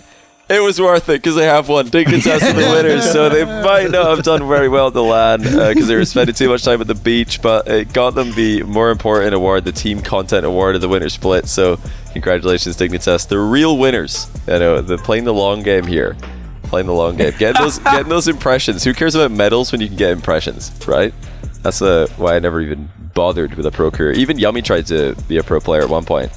Bates was a pro, semi-pro. What is CRL? What are you? No, I'm actually asking. What is our CRL players pro? I don't know. They are pro CRL players. Pro CRL players. Got it. Okay. But majority of them are not pro. But the ones who were you a pro CRL player? Was I a pro CRL player? When I was playing CRL, I was not in United. I don't even count myself as pro right now. I'm just a. Yes. I can't get a dub in RLCS if necessary. You can. Depending on the situation. Depending on the situation. So. But you do kind of try to use that. TBS. Who is it you beat again in RLCS? FaZe. You beat FaZe in RLCS. There's very few people in life FaZe. That FaZe name goes places. So if you could be FaZe, like I could tell anybody I'd be FaZe and they understand. Like they're like, wow, how'd you do that? FaZe land? Come on. Have you done that? Have you walked around and said that you beat FaZe? No, have you ever I'm told not somebody obnoxious. that? Like a lot of people, I am obnoxious, but I'm not that obnoxious. There's no way I'm doing that. Not a chance. Like, hey, have you heard of FaZe Clan? That's right. FaZe down. Down whenever I play them in RLCS. He's about to teammates of the club. He's just like, hey, you ever heard of FaZe Clan? No, it's that meme. It's that meme of the dude talking to the girl. Yeah. So I beat this team in Rocket League called FaZe. Have you ever heard of FaZe? He's the guy in the corner of the party. They don't know that I beat FaZe Clan. Yeah. Oh my god, there's actually so many memes about this, guys. You need to get on that. Okay, we've got to congratulate him once again because he wasn't just nominated once; he's nominated twice. CJ nominated for Player Entertainment Award as well. Got to win this one. So up against Arsenal, Beast Mode, and Vatira. So this has to be one of the most diverse categories for nominations I've seen. because I think CJ and Arsenal provide a similar type of entertainment, but the entertainment that Vatira and Beast Mode provide is a very different type of entertainment. So I was On the pitch entertainment. I was very surprised to see these nominations being so different. What are your guys' thoughts on that? What was the subtitle? What was the subtext to this? I'll be completely honest, I don't remember, but I'm gonna try and find that out for you. Hold on, I'm working on it. Talk amongst yourself. I think it's There's only one person for me, you know. There's one person who was literally paid to be an entertainer. Hold here. on. Okay, this award goes to the most entertaining player. So I think some people were thinking on pitch entertainment. Some people are thinking maybe on and off. I'm gonna say combined. Because I think the only ones who really count for on and off the pitch entertainment is Arsenal and CJ. Arsenal And for CJ.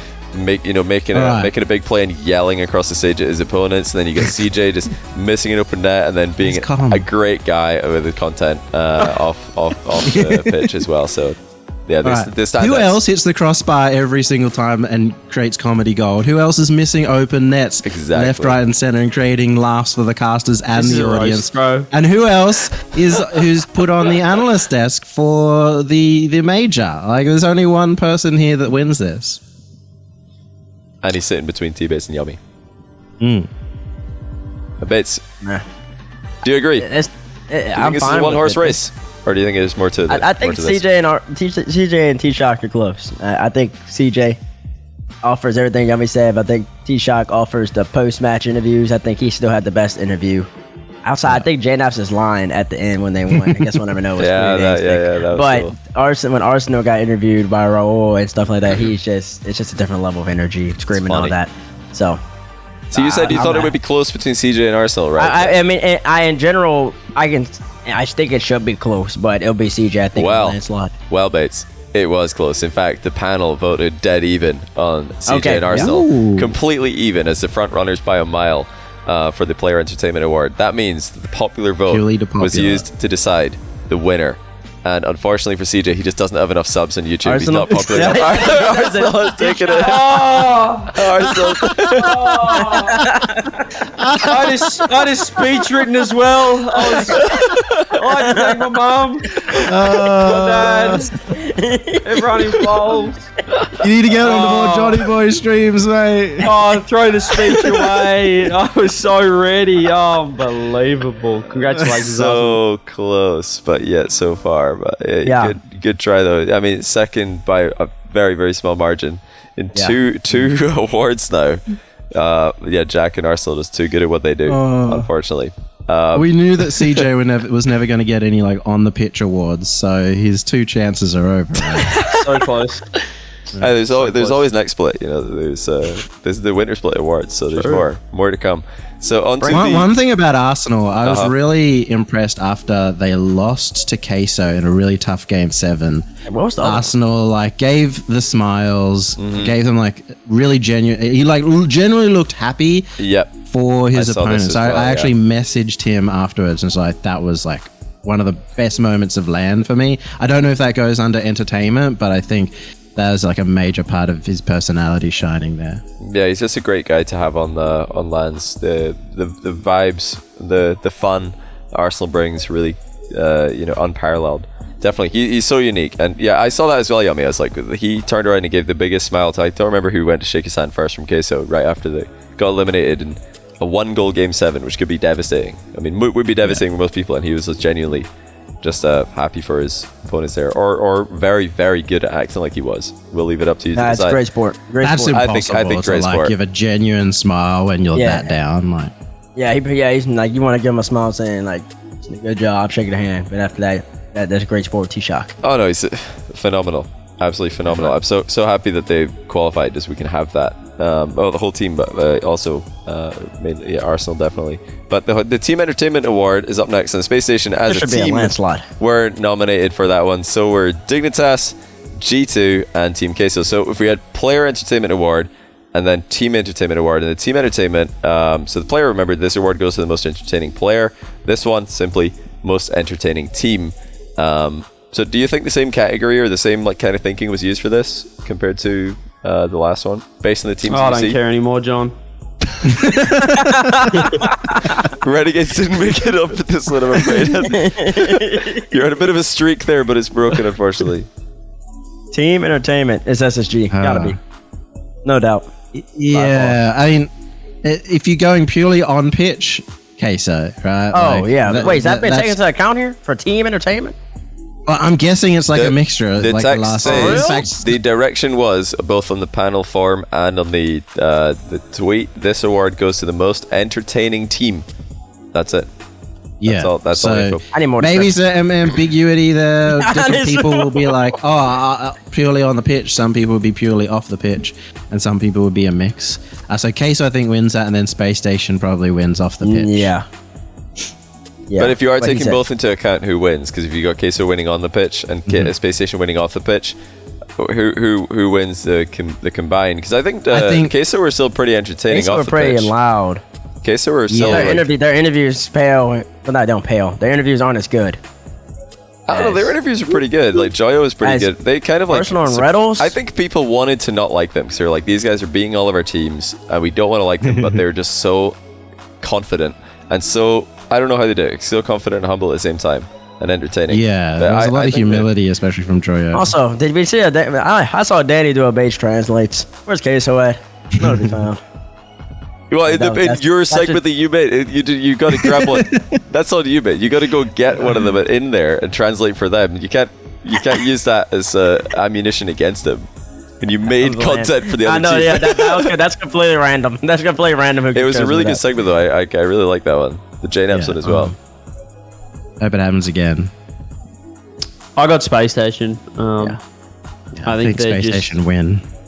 Although Dig have the content, when I say that, I'm really just looking at Jack. I think he's carrying that. Scrubs isn't bad. Scrubs, no disrespect to Scrubs. Joris needs to lift his game. Joris has never made content. He doesn't make content. What is he doing? Joris, come on, make content. It's stream, bro. You get 2,000 views. Space Station, just the personalities and just even on the pitch, it's pure chaos. Like when Arsenal's. I don't know. He's got a creative mind, that kid. So on the pitch, he's just everywhere, and off the pitch, they're a blast to be around. Super fun. So, Space Station.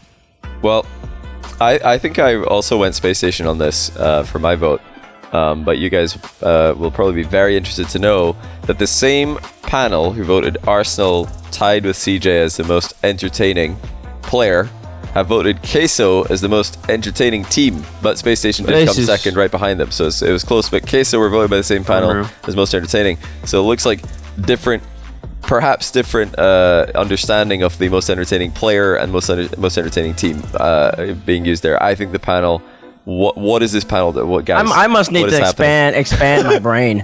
Because initially reading this, I do not think about on the field. I'm gonna be honest. I just want to highlight. I don't before everybody thinks misunderstands what I'm saying here. I think it's fine to think that Queso or Space Station is more entertaining. I think it's fine to think Arsenal or even Vatira. You can think anyone is more entertaining. But for a panel to vote for Arsenal to be significantly more entertaining than Vatira, and then Queso to be more entertaining than Space Station, like there has to be a different understanding of the same words. So this panel. They've really one-upped themselves here. Great job, everyone. You've read the same words and understood them in different ways both times. But the viewers, the popular vote, are also equally responsible for this one because Team Queso have won the Team Entertainment Award. They take more than half of the panel vote and more than half of the popular vote to run away with this one. And yeah, we all talked about how they're entertaining on and off the pitch. So they're definitely a very, very entertaining team. But this panel, man, like we're part of the panel. I feel like we've really. I feel like I'm consistent. I most definitely voted CJ or Arsenal, and I definitely voted SSG for this. This was like my biggest feedback about the awards was like it just needs a bit more clarification on.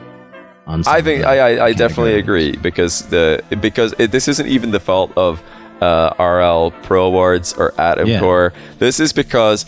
Apparently the Rocket League panel is just super dumb compared to what we expected, and they read the same words twice and understand them different ways and we've gone with two different solutions here. But I want to point out again, they're both perfectly viable solutions. Queso was super entertaining. Space Station did come second as well. They almost took all the votes between them in that one. So it's very, very close. But congratulations, Queso, who are just cleaning house here at the RL Pro Awards. We're halfway through here, on to number 15, the Mountain Player Award. This one definitely needs an explanation. What does this mean? So, I'm glad you asked. This means this award goes to the most annoying player to play against in the 2021-22 Winners Play. See that's weird. You didn't read This should that? be voted on only by play. Did you not read this up, the small print on that one? You just went Mountain Kronovi, then didn't. Oh no, I read the small print. I'm just not looking at them. But annoying, to say annoying can be categorized in various ways. Yeah. Yeah, like first killer could be the most annoying from Yeah. what CJ said before. Like you always feel like you're about to win a ball and then he gets it.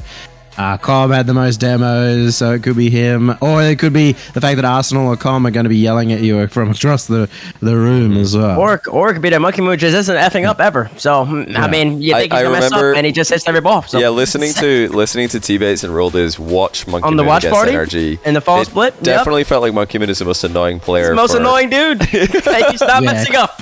He's not messing up. KCP versus BDS every time Monkey Moon's on the ball. Oh God, please no. They're all super annoying to play. This is tough. I don't remember who I voted. To be honest with you. There's only one. There's only one.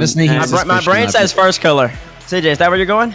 No, there's only one, and it's Arsenal. I think I put Com. You're going to Arsenal? I don't know. I understand if you want to add the LAN element of Com yelling. I understand he has the demo stats, but Arsenal he plays a different game to everyone else. His rotations are so weird, and he's more than happy to not hit the ball for 5 minutes and just chase you around. Just purely from playing all these guys. Obviously, you got the first killer Monkey Moon factor. They're just so good that they're annoying. But Arsenal is just he's just spawn demoing you. Like he's just coming out of nowhere and just smacking you like it's crazy. So. No, I never got that with Com, although he obviously has the demos. I don't think his whole game is revolving around. You felt like his demos were less annoying, even though he's landing more. Yes. So, okay, this, I think, let me just double check before I say this. Weird to have it called the Mountain, though, the Kronovi Award for the most annoying player. For the most annoying player. I know it's nothing personal to Kronovi. I don't think the naming has anything to do with that, but this is the most dominant win in any of the awards. The most dominant win in any of the awards. The person who won this, the most dominant win.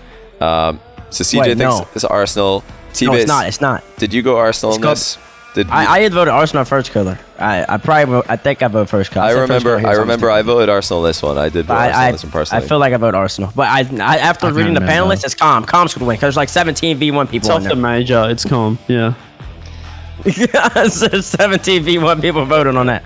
Oh yeah, this is, like I said, this is the most one-sided win, and over 70% of the panel, none of them were us, but 70% of the rest of the panel have gone Com as the most annoying player to play against, and over half of the popular vote have also gone Com. Although the popular vote is a lot closer with Arsenal, picking up 27%. Compared to just 11.8% of the panel voting Arsenal. And actually, First Killer picked up more panel votes. So, Monkey Man got 0, by the way. Monkey Man got no votes from the panel. No, this panel. Guys, you're making us look bad. I definitely put Arsenal in this. I just I'm about to take myself off the panel next time, be the most Y'all are terrible. Y'all are terrible. We need an application process for this panel because this is awful. Y'all Rocket League or something. What is going on? But I think, Com... Did he win he won the Demolition one as well, that award, didn't he? He's got 2 awards, doesn't he? I think he's got 2 awards. I just had an Arsenal one. So Com is actually taking a dub here. He's got 2 awards. I think Com and Joyo both have multiple awards each. I think they're the only, Joyo has the only 3 people who have multiple awards. No, I think Joyo just has 2, doesn't he? Just 2? Is Yeah, a just fast two. reward and a free spirit award. Yeah, he has Yeah. those two, and he came second in the clutch playmaker, so he just came second to that. That was like 1% difference, so he's nearly took 3. But Com has 2 as well, so he's cleaning house. Com running away with it, and honestly, yeah, you spoke about it, CJ, and I think you've got the best take on this. As somebody did play against him, but describe what is the difference between playing against Com and Arsenal? What are the differences? Com's a conventional player. Like he's with the trash talk as well. He's like, he's scoring on you. He's creating plays. He's just being very conventional and then being like, haha, you're bad, which is like, I guess you could say that's annoying. His demos are very like in his rotation, whereas Arsenal will just, as I said, he's in places he just shouldn't be, which is not like something that with Com I don't really see. He's just sort of like he's always looking for demos, Com, which is why he had so many. But Arsenal is just in spots he shouldn't be. He's going against the grain. He could win the free spirit award, I guess, as well when you look at it that way. He's everywhere, and he'd rather, as I said, not hit the ball for 5 minutes and bump you. So playing them, it has to be Arsenal. You don't want to scrim against them. You don't want to play them just because you know that if Arsenal's in a certain mood that you just. Yeah, he could cost the team a win, or he could just carry the team with his bump plays. Like he's so annoying. So CJ. yeah, it has to be Arsenal. Yes. What, does Atomic deserve a shout for this or no? Atomic is he's not the physical side, but he is often in spots where he shouldn't be. I'd say yes. He could have a shout in that respect, but it's definitely Arsenal. It's still Arsenal. Gotcha. Yeah.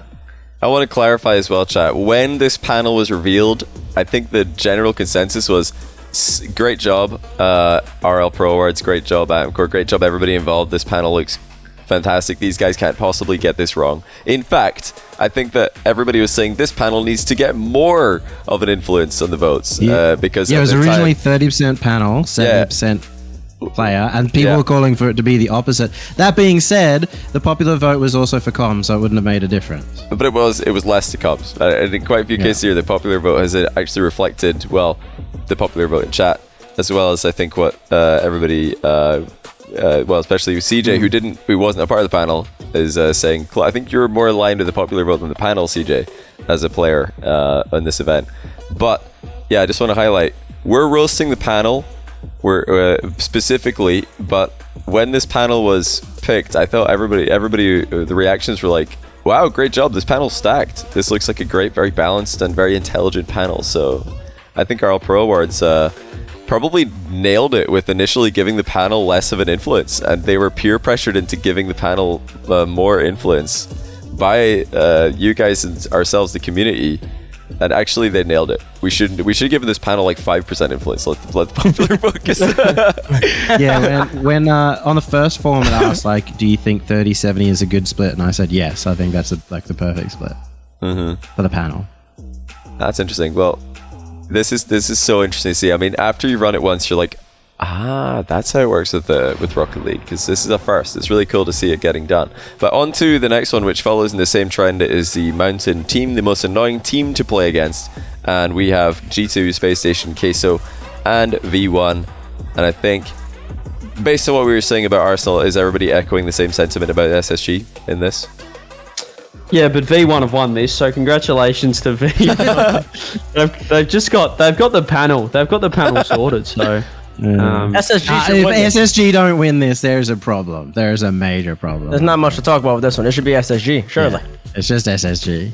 Like, you got Reddles and Arsenal both like just being super, super annoying. You've got Daniel, who's super hard to play against. They've got such an unconventional style. And not only that, like, they'll be able to switch it halfway through a series, so you think that you have them beat, and then all of a sudden, like Queso against the SSG, a great example.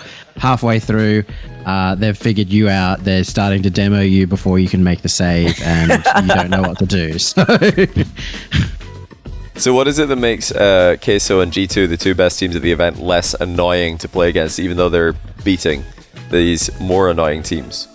Well, I think Queso's the least annoying to play against, but that's not. I think I would attribute annoying to just being unconventional. Well, Queso plays a little unconventional, but the more unconventional way I'm talking about is what CJ's attributing to. It's just being in weird spots on the ground, being a pest, always trying to mess you up. Queso's just gonna ball out on you with air dribbles and freestyle mechanics. They take it up to the sky.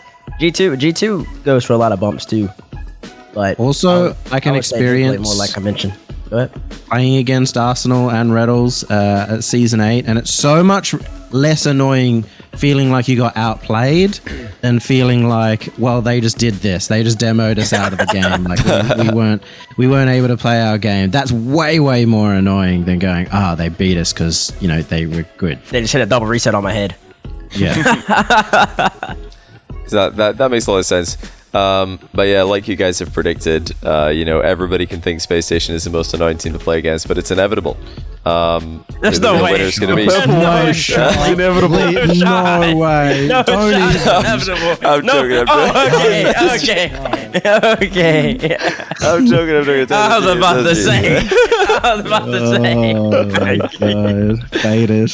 No, it's SSG. No, honestly, the panel confuses me because they go massively on SSG here, despite everybody. Like apparently, like the vast majority of this panel have gone for Com, and now the vast majority have gone for SSG. So, yeah, interesting. Maybe they're trying to share out the. I don't know what everybody's agenda was. I don't understand, but I did go for this one myself. I was like, this is, most annoying team, at least from watching. Was V1 number 2? V1 was, let me just scroll back up. For the panel, it was equal with Queso. V1 were number 2, and in the popular vote, Queso were number 2, and then 1% behind was V1. Yeah, Queso's V1's kryptonite, Yummy. That's what I'm noticing. If Queso's in it, then V1 can't win. But as long as Queso's out of play, then V1 has it. Raps. I think RL Pro Awards are probably going to be doing some panel qualifiers for the next one, because the panel have really underperformed. But we continue. Blame the panel, everybody. Blame the panel. Oh, I have a feeling I know who wins this one. The underrated player award. We have Calm, Banana Head, Catalysm, and Super Lackey. I forget who called him Super Lackey. So who was it called him? Super Latchy. That's the one. It's Super Locky. His name's Lachlan. Super, you say Lucky the way I say Lucky though. I think that's an accent thing. I do say that differently. Wait, you call Lachlan Lachlan? Mm-hmm. Oh wow. Well, actually, we would say Lach. We would really go very guttural with that in Scotland. Lachlan. It would be very bad. Yeah, I'll try not to do that. This is a close one. I'll say that right now. This is a very, very close one. But did your guys' underrated player make it on here? Do you think the most underrated player of the winter split is on this? Yeah. Yep. This one, okay, so this one really needed clarification for me because like underrated is such a weird term because some people became overrated by the end of an event or something like that, and so I purely went like, what were my expectations before the split even started to how they were going on there, and I think the one player I was missing that I nominated was LJ. I don't think I had him winning, but LJ I had as underrated at the beginning of the split to where he performed. Interesting. LJ from Oxygen. Yeah. But Bates, yours is on here. Your guy. Who are we talking about here? Yeah, Catalysm. Yeah. Catalysm most underrated. Simple plain. Nobody really rates him. He's really solid. He always has to be brought up. He's never brought up just he always has to be. It always feels like he has to be forced into a conversation. He's never brought up naturally. But he's a really solid player. He is what makes EG go. He played pretty solid at the major, in my opinion, and I think he's most underrated player in EU, arguably. I think only 2 of us had him in our top 25 predictions list before the LAN as well, and then obviously they came top 8. Top 8. Mm-hmm. And so it was Catalysm for me as well. And let me address chat real fast because somebody says Catalysm is the best on EG. Okay, still, even if people do acknowledge that, nobody rates EG. No, nobody rates EG. We all act like EG is just there. So I mean that's proof to put it in. I rate EG. Here comes Johnny. I rate EG. Besides you. I told you they were going to be top 5. Top 15 players of the LAN afterwards. I I had EG making top 5 before the season even started. Myself and the other SMAD EU GMs picked Catalysm as one of the top 24 players in Europe before the season even started. And First Killer, when he ran into Catalysm in the field, said, "Who on earth is Catalysm?" He didn't even know. Like, Ed is definitely sleeping on Catalysm. I think you're right, Bates. He's slept on. But EU, we've known about this guy for a while. Like, he's not underrated over this side of the Atlantic. And I think I would disagree. I don't think he's the most underrated player. I think he's rated. Well, at least by EU, he's rated. He's very rated. Then that means you're gonna go between Banana Head and Super Lucky. I mean, Super Lucky was the best OC player at LAN, and that wasn't expected. Fever was expected to be the best, so there's a very good case for putting Super Lucky in there as well. I think as well, like I know it's sort of similar with Catalysm for EU. I think in OCE everyone was like unanimous that Banana Head was the best player on Pioneers, and Lockie is now he's not easily better, but he's the best player. Like he had a really good major, and so he'd be the vote for the OCE. But I'm staying out of this. I don't really know. I think, as Yummy said, underrated is such a weird term to use, because like no matter who you sort of look at, everyone has their own opinion, and as Johnny said, you could be saying people like, well, I rated him, but I don't know. It's what is the general consensus like, and how do you view the audience? I guess it just depends which region you're from. Well, actually, we're also basing it off potentially the audience, but I think Com, because of the maybe take it because of the panel. Com's gonna win. He's gonna win. It's not close. This will be the biggest win of like 80% ever. This will be Yummy. Massive. Was your initial, because the panel did nominations and then they did votes, was your nomination on one of these 4? I did Catalysm, Super Lucky, and LJ, I think. Okay, so you did a couple of these. Debates, was yours on here? Do you remember? I remember. I didn't do it. You didn't do nominations. Of course you didn't do nominations. You forgot about that. I think my nomination didn't make it on here because there must have been more people nominating these guys. I'm pretty sure I nominated Kaio for underrated, actually. Yeah, that's a great shout. Because that's a good shout. Yeah, he was really, really. I think I even underrated him going into this. I think, to be fair, he was underrated for a reason, I guess. That doesn't make him any less. Well, underrated. actually, he was underrated for one, subpar, like LAN. That was it. Actually, online, he's ridiculous, and he always has been. Online, Fury is very much just 3 insane players. They're not like Yan plus 2. It's totally like a 3-player unit, and they had one not so good LAN in the fall for carding Kaio, but actually Kaio was right there with Yan this time, so I was like, I think Kaio deserves a shot here. But yeah, like you said, very difficult one to go for, because as soon as you like speak about somebody, you're rating them. So it's hard to talk about underrated players. They become not underrated anymore. But the winner, this is the closest one yet. Right across the board, we had a tie from the panel between, you guessed it, Com and Banana Head, and that means that the popular vote would decide who is the most underrated player between Com. My algorithm's actually undefeated. As long as there isn't a queso, V1 wins. Until now, it's Banana Head. Banana Head, the most underrated player. I can't believe I said that. The popular vote has swung it in favor of Banana Head, and in fact, Catalysm got second to the popular vote, and Com was third. They were so close, so they were between. It's crazy for people from OCE. 0.4%. Underrates Banana Head. The thing is, Banana Head was the best player in KCP. I mean, going into this. I rated him like top three OCE player going into the major. Like, who underrates this kid? Hello. I thought Banana Head was getting the most chat out of the 4. He's got the best names. Yeah, everybody. and he had some great bants, which also really helped. It was because you're the one who's losing it, but you're like who's losing. That was like a year and a half ago. It wasn't a year and a half ago. It wasn't. Because the name's funny. The name's funny. But going in, I was actually I do study up on the regions. Prior to going in. And Banana Head was in my top 3. I think he's pretty good. Well, you put him, I think, as number 26 in your like pre-ban predictions as a shout out, like because it's funny. But it's only surprising from an OC perspective to see him put as an underrated player, because we rate him very highly. Yeah, how did Super Lucky get less panelists and popular votes, do you think? Is it just because Banana Banana Head? Head's name's funny. People want Banana Head to be underrated. They're like, come on, Banana Head. He's got a funny name. I honestly think the V1 crowd were like, all right, this is getting ridiculous. We can't keep voting comp for everything, so we're going to have to swing it a little bit. And that's why Banana got it. All right, so again, following the same pattern, we're going for underrated team here. The Pioneers have made it on here. Version 1 have made it on here, of course. And we've also got EG and Furia. So EG, Pioneers, and Version 1 were the 3 teams who made up the underrated player. And now Furia are joining them. Yes, T-Bates.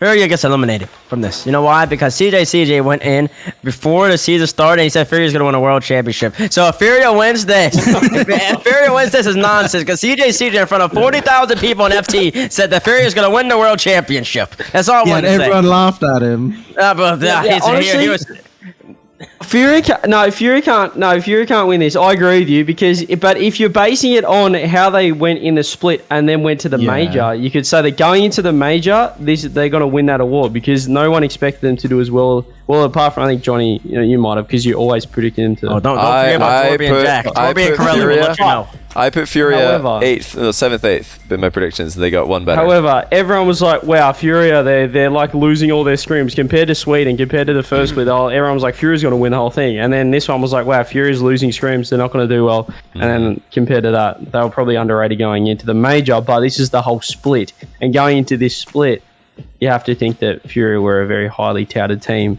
So I don't know. This is again. This one's but easy. again though, version 1, were talked about as a top 5 team as soon as Beast Mode got signed. As soon as he was signed, there were already many people putting them top 5. I think including myself. I was like, yeah, they look like they could be top 5. I can't remember who my top 5 was, but definitely in the conversation. So the fact that they got in and then had a couple. I think they won 2 series. Yeah, 2 series in groups that were upsets technically.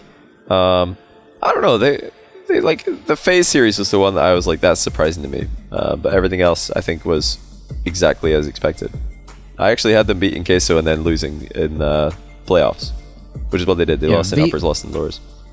V1 were number 3 seed and won their group, if I recall. Furia were number 4 seed and won their group. Overall, Furia came in. They really trolled that group. They came in as 2nd seeded SAM team because they did so badly in the first regional. Then they just won the next 2. So they were the 2nd seeded SAM team just so they could get into NRG's group and make their life a nightmare. Again, as an OCE viewer, I wasn't surprised by Pioneers because their entire run was like almost what I expected. A bit better, like because they went close to BDS and they performed really, really well on an individual basis. But they're probably, they're one of, if not the most mechanical team. Maybe not quite anymore with a few roster changes, but they were the most mechanical team running in, so we had high expectations of them. So it was hard for me to put them as an underrated team. And then they went 0-3. So they did kind of exactly the results. I would have loved to have seen SRG there for the sake of Pioneers as well, to see if that extra day, first day practice would have helped them against SSG or Dignitas. Yeah, that was a bit of a tough draw because they had to play against both SSG and Dig, who had already played each other. So Dig and SSG were just scrimming each other in prep for both of them playing Pioneers back to back. So a bit of a rough one in the schedule there. But they started off both the series pretty strong. Took game 1, they just couldn't hang after that. I guess I don't know if I would take out Furia. You're saying Furia have to go, Bates. I don't know if I would take them out. I said that just because CJ had them up there. Just because of CJ? Yeah, I just said just because CJ. I still think they still I don't think they're overperform relative to almost everybody's. Very few people had them doing that well, and just the way that they did it as well. It wasn't like they picked up some teams who weren't actually playing that well. They were actually they were better.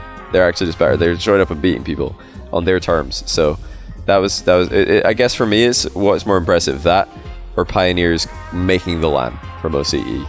That's the question. I'd lost a little bit of hope in Furia after both Season 8 and the Sweden Major, where I was expecting them to do really, really well. I had really high hopes, and then they kept falling off at LAN. They weren't able to have that LAN performance. So in terms of the LAN performance, if you want to take that in a bubble, which I think the panel is generally going to do and the audience is generally going to do, I think there's a good chance they win.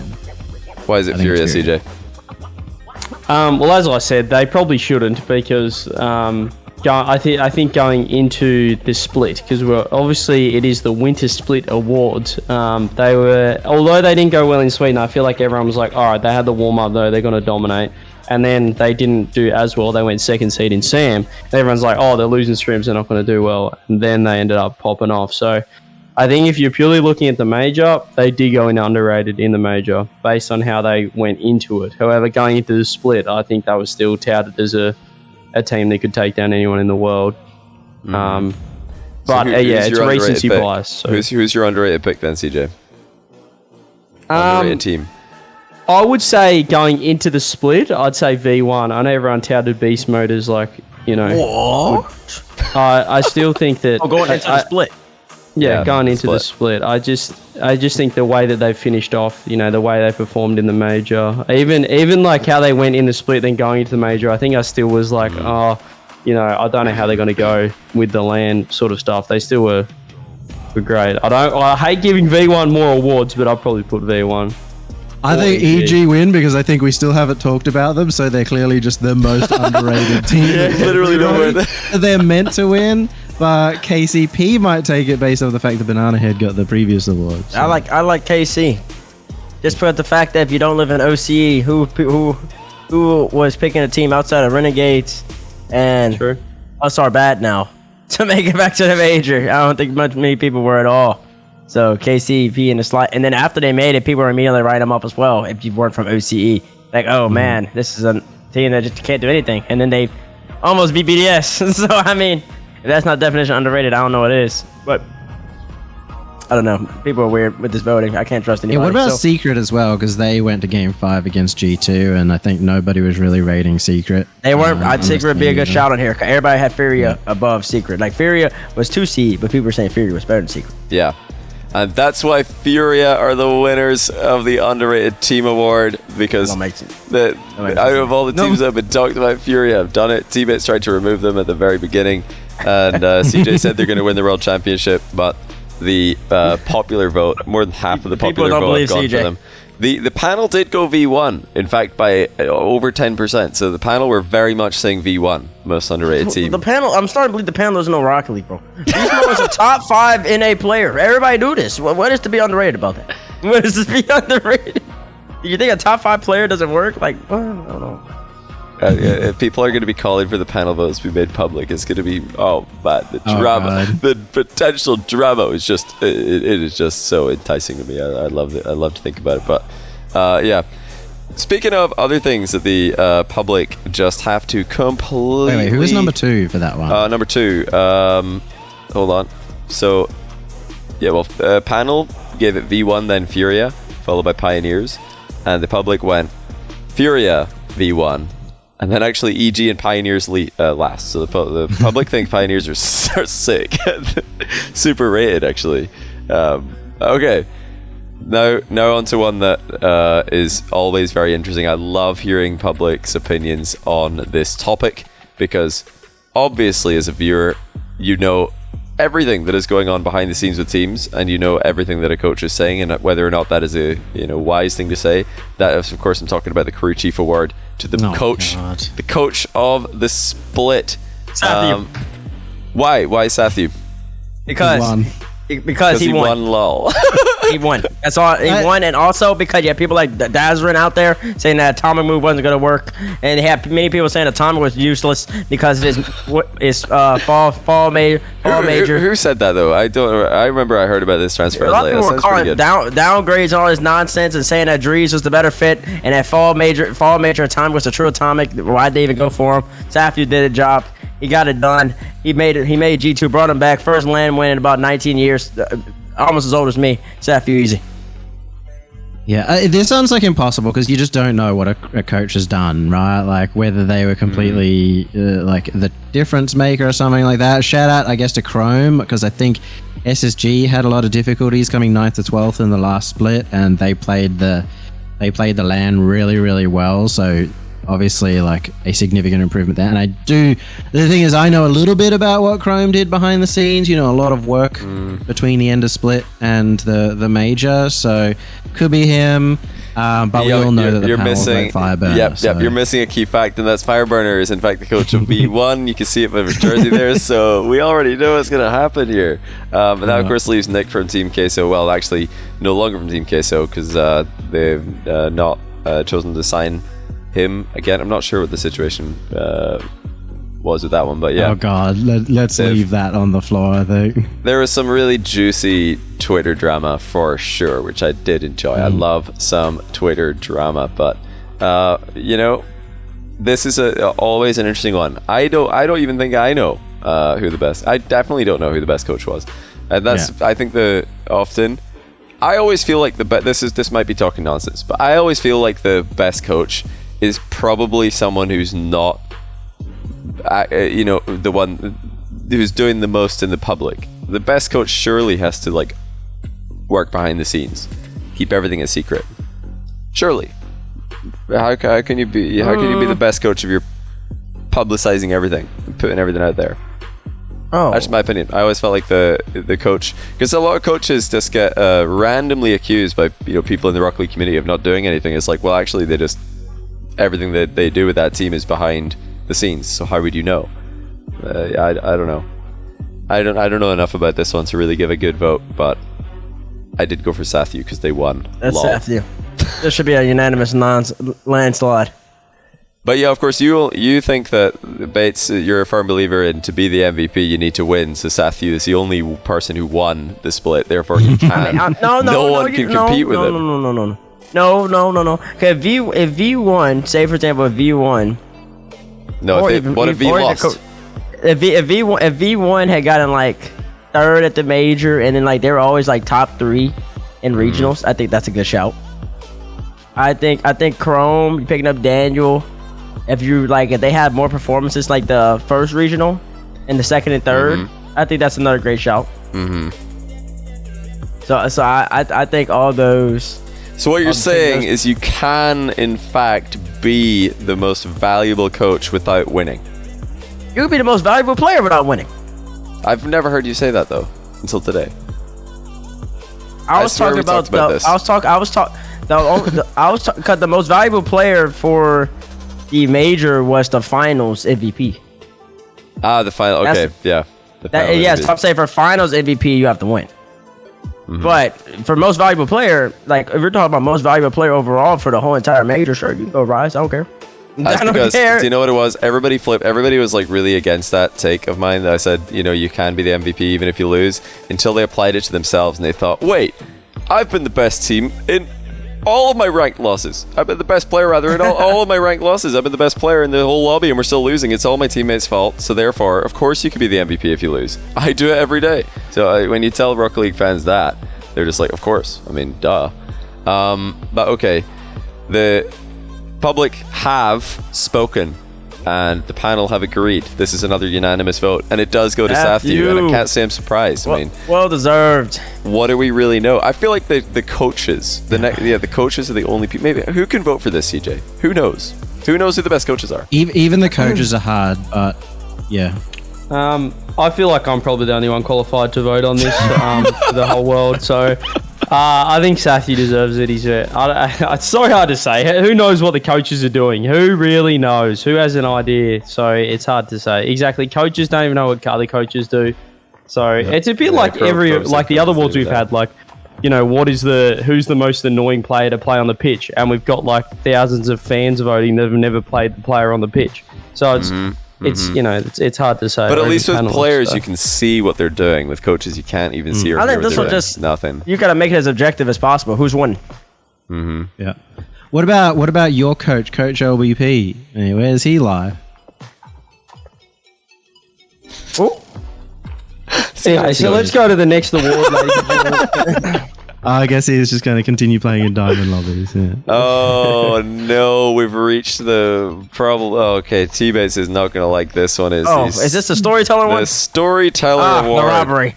I've seen robbery before, but this is unbelievable. So okay, let me give the backstory in this one. So the storyteller award, I think the name has got a lot of people very upset about this one because the award is called the storyteller award, but the description of it reads, "This award goes to the best caster of the RLCS 2021-22 split, which pain. of course Takes me out of consideration. Vito T-Bates, who's only on the desk, no casting, so That's just.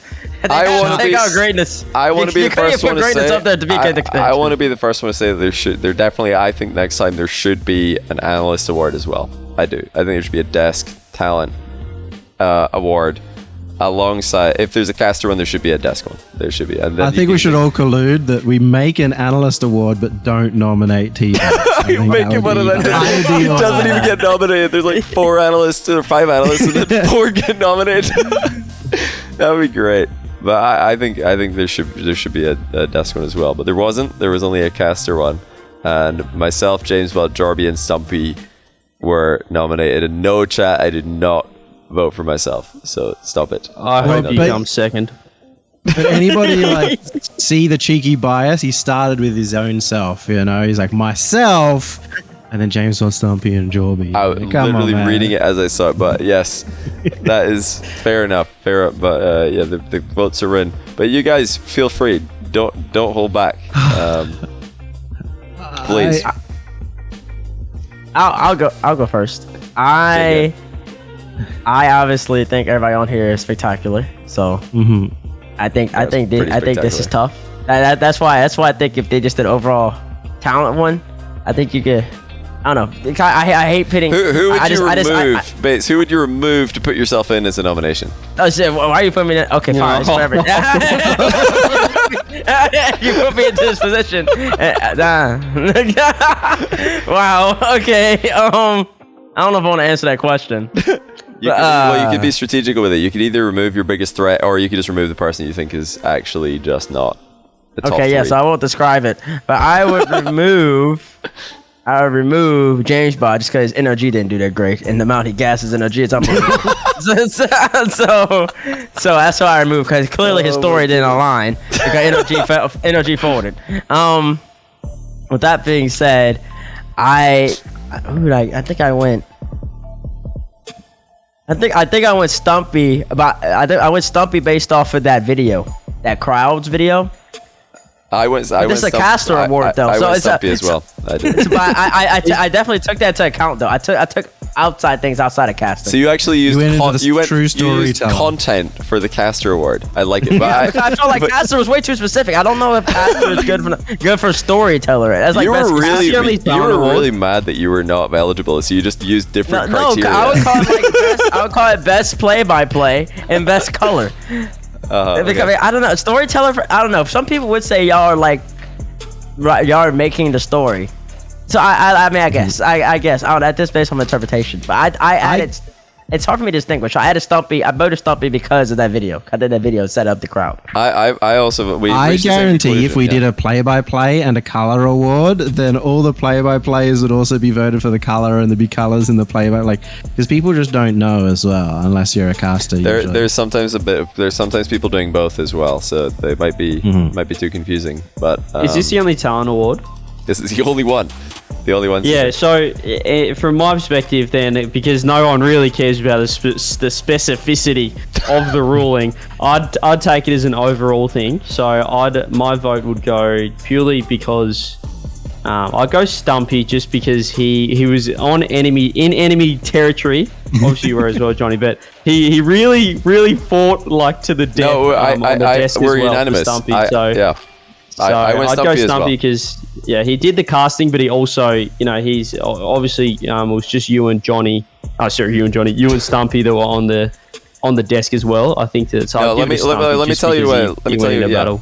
He did, and let me tell you, I agree. I also voted for Stumpy because working in this talent team and working in many different talent teams with Stumpy, the best thing about Stumpy that. Probably, I don't know if it comes across on camera. It probably does. Probably you guys all know this who are watching as well. But you can literally put him anywhere, with anyone, doing anything, and he will thrive. Like, they give him a microphone when we arrive to do our silly bit walking into the desk, and he's like, give me that mic. Nails it first take. They really calmed the nerves of all of the production team who were like, what are we doing here? It was mine and Stumpy's idea, and they were like, really, okay, we gotta do a few practices of this. They saw Stumpy's first take, they're like, oh, Oh yeah, okay, that's great, perfect. So he's very versatile, and he's just a fun person to work with, and super hype. Really good with the first touch guys on the desk, which obviously wasn't, like T-Bates has already stated, a part of this, but I think it should be. Stumpy's phenomenal. I considered him part of it, but yeah. I might have even nominated T-Bates, so there you go, a little shout out. So you nominated him, and you nominated him and he was vetoed, or what happened? Well, need to include it. the nominations, the way it would have worked is we nominated like 3 people, right? And they would have tallied up the nominations. So he probably only had 1 nomination. I think I nominated. I was sure there was a big Twitter thread about T-Base was like, wait, does that mean I can't be nominated? And then there was confirmation of that. So that he couldn't be nominated. Surely, no, I actually got confirmation. I was 1 off of being on here. So maybe if I went on and voted for myself, you didn't. If I voted for myself, then I would have been on here. Oh, so I would have been on. You were that close. That's but regardless of that, I don't. Based off the thing, I definitely don't deserve it. No, for a debut LAN as well. I don't do what y'all do. That's impressive. I think Stumpy is the most genuinely funny talent out of everybody, as a human being, which really helps him, especially on the desk. The desk is he's just crazy funny on that. That's why in Sweden he was so many bits included him. So that's a huge advantage. I think I might vote Jorby just because I was missing Shogun at the LAN, and then Jorby comes in the grand final, and I totally forgot about you, Callum Keir. Where are you? No, Jorby absolutely killed the grand finals. I thought he was amazing, so I had to give a shout out to him. I think Stumpy, if in hindsight, probably takes it because of his work on both the analyst desk and casting by a mile. I want to also very quickly mention that, I cast with Jorby and James. I don't cast with them very often. I cast 90% of the time with Shogun, occasionally, probably 95% of the time with Shogun, and very rarely with other people. But we did one try cast in the venue. I was like, do we do this every day? What is going on? This is so easy. They're super easy to work with. I feel like the whole casting team are just so easy to work with, which really is not the case generally. In esports or in casting in general, it's often so hard to just synergize with people and not talk at the same time, and not just constantly be figuring out what on earth are we doing here. They're all naturals and they're great to work with. But so I think everybody went Stumpy. Shout out to Jorby from Yummy as well. And that's why I'm gonna just give myself the award of the storyteller of this. That's why he listed his first. He just looked at the winners. He knew he was gonna win. That was the problem. That's why I win yet again. I just take yet another W. What? Listen, let me tell you something. There are lots of times that Johnny should win awards, because Johnny does quite a bit. But for this specific award, I'm in disbelief. Also, we could never say anything positive about him while he's in the call. So, Well, okay, so the panel, you guys, I think the general consensus here was Stumpy. Actually, the panel voted for Jorby as the storyteller of the split. And then I was second, Stumpy came third, James fourth. Very close panel vote right across the board. But luckily, I've just got more followers on Twitter, so I steamrolled the popular vote, and that's why we've taken it down. So thank you very much, Twitch chat, for keeping the streak going. Against the panel. I saw him begging his grandma and his girlfriend and everybody to go vote for him, so I totally understand. Didn't even retweet it. Just gonna clarify, didn't retweet the vote. I liked it. I was like, I like that. I'm not gonna retweet it though. That's not fair. So I didn't even retweet.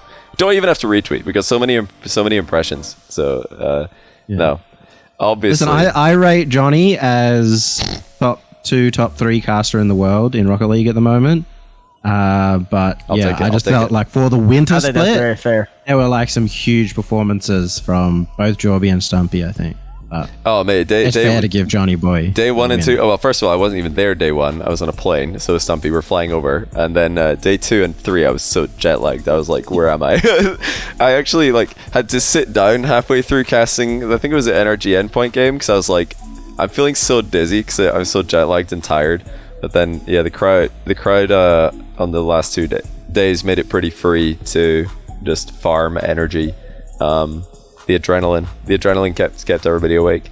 But no, the whole, I need to get that slide off the screen. Get me out of here. what am I still doing? Next, but we've got him again. CJ's back. He's gonna try a third He keeps time. trying. This is the one. No, it's not the one. This is the one you lose, CJ. He's in for the Pro Personality Award, which again, just like you can't really go wrong with Rocket League personalities, just like you can't go wrong with casters. Literally, they're all gems.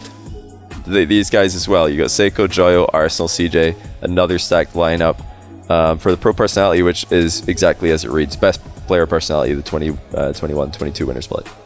So yeah, guys, take it away. I have too much behind the scenes. Yeah, I have too much behind the scenes experience of CJ bullying me, so on a personal level, I hope he doesn't win. This is Arsenal. Arsenal's win. Arsenal's award. I think Arsenal wins. Best pro personality. I think, once again, the only critique I'd have of T-Shock, I think the thing that stops him from being at 1 million subs on YouTube right now is the fact that he isn't uploading enough him. But this isn't about content, right? This is I know this is about pro personality, and his personality. Yeah, that's what I'm saying. Like, the personality goes in everything. So I think he just has to. I think we're blessed with a massive amount of awesome personalities in Rocket League. It's probably one of, if not the best scene for player personalities, in terms of just like genuinely nice people. So I'd be happy for anyone to win. So you guys think Arsenal's taking this one? It should, but CJ, I might have a dark horse race. Why should he take this, T-Base? What is it that differentiates Arsenal from CJ as a personality? Oh, Arsenal has better. Well, if it's pro personality, Arsenal has better success as a pro. So taking that to account, That's not relevant.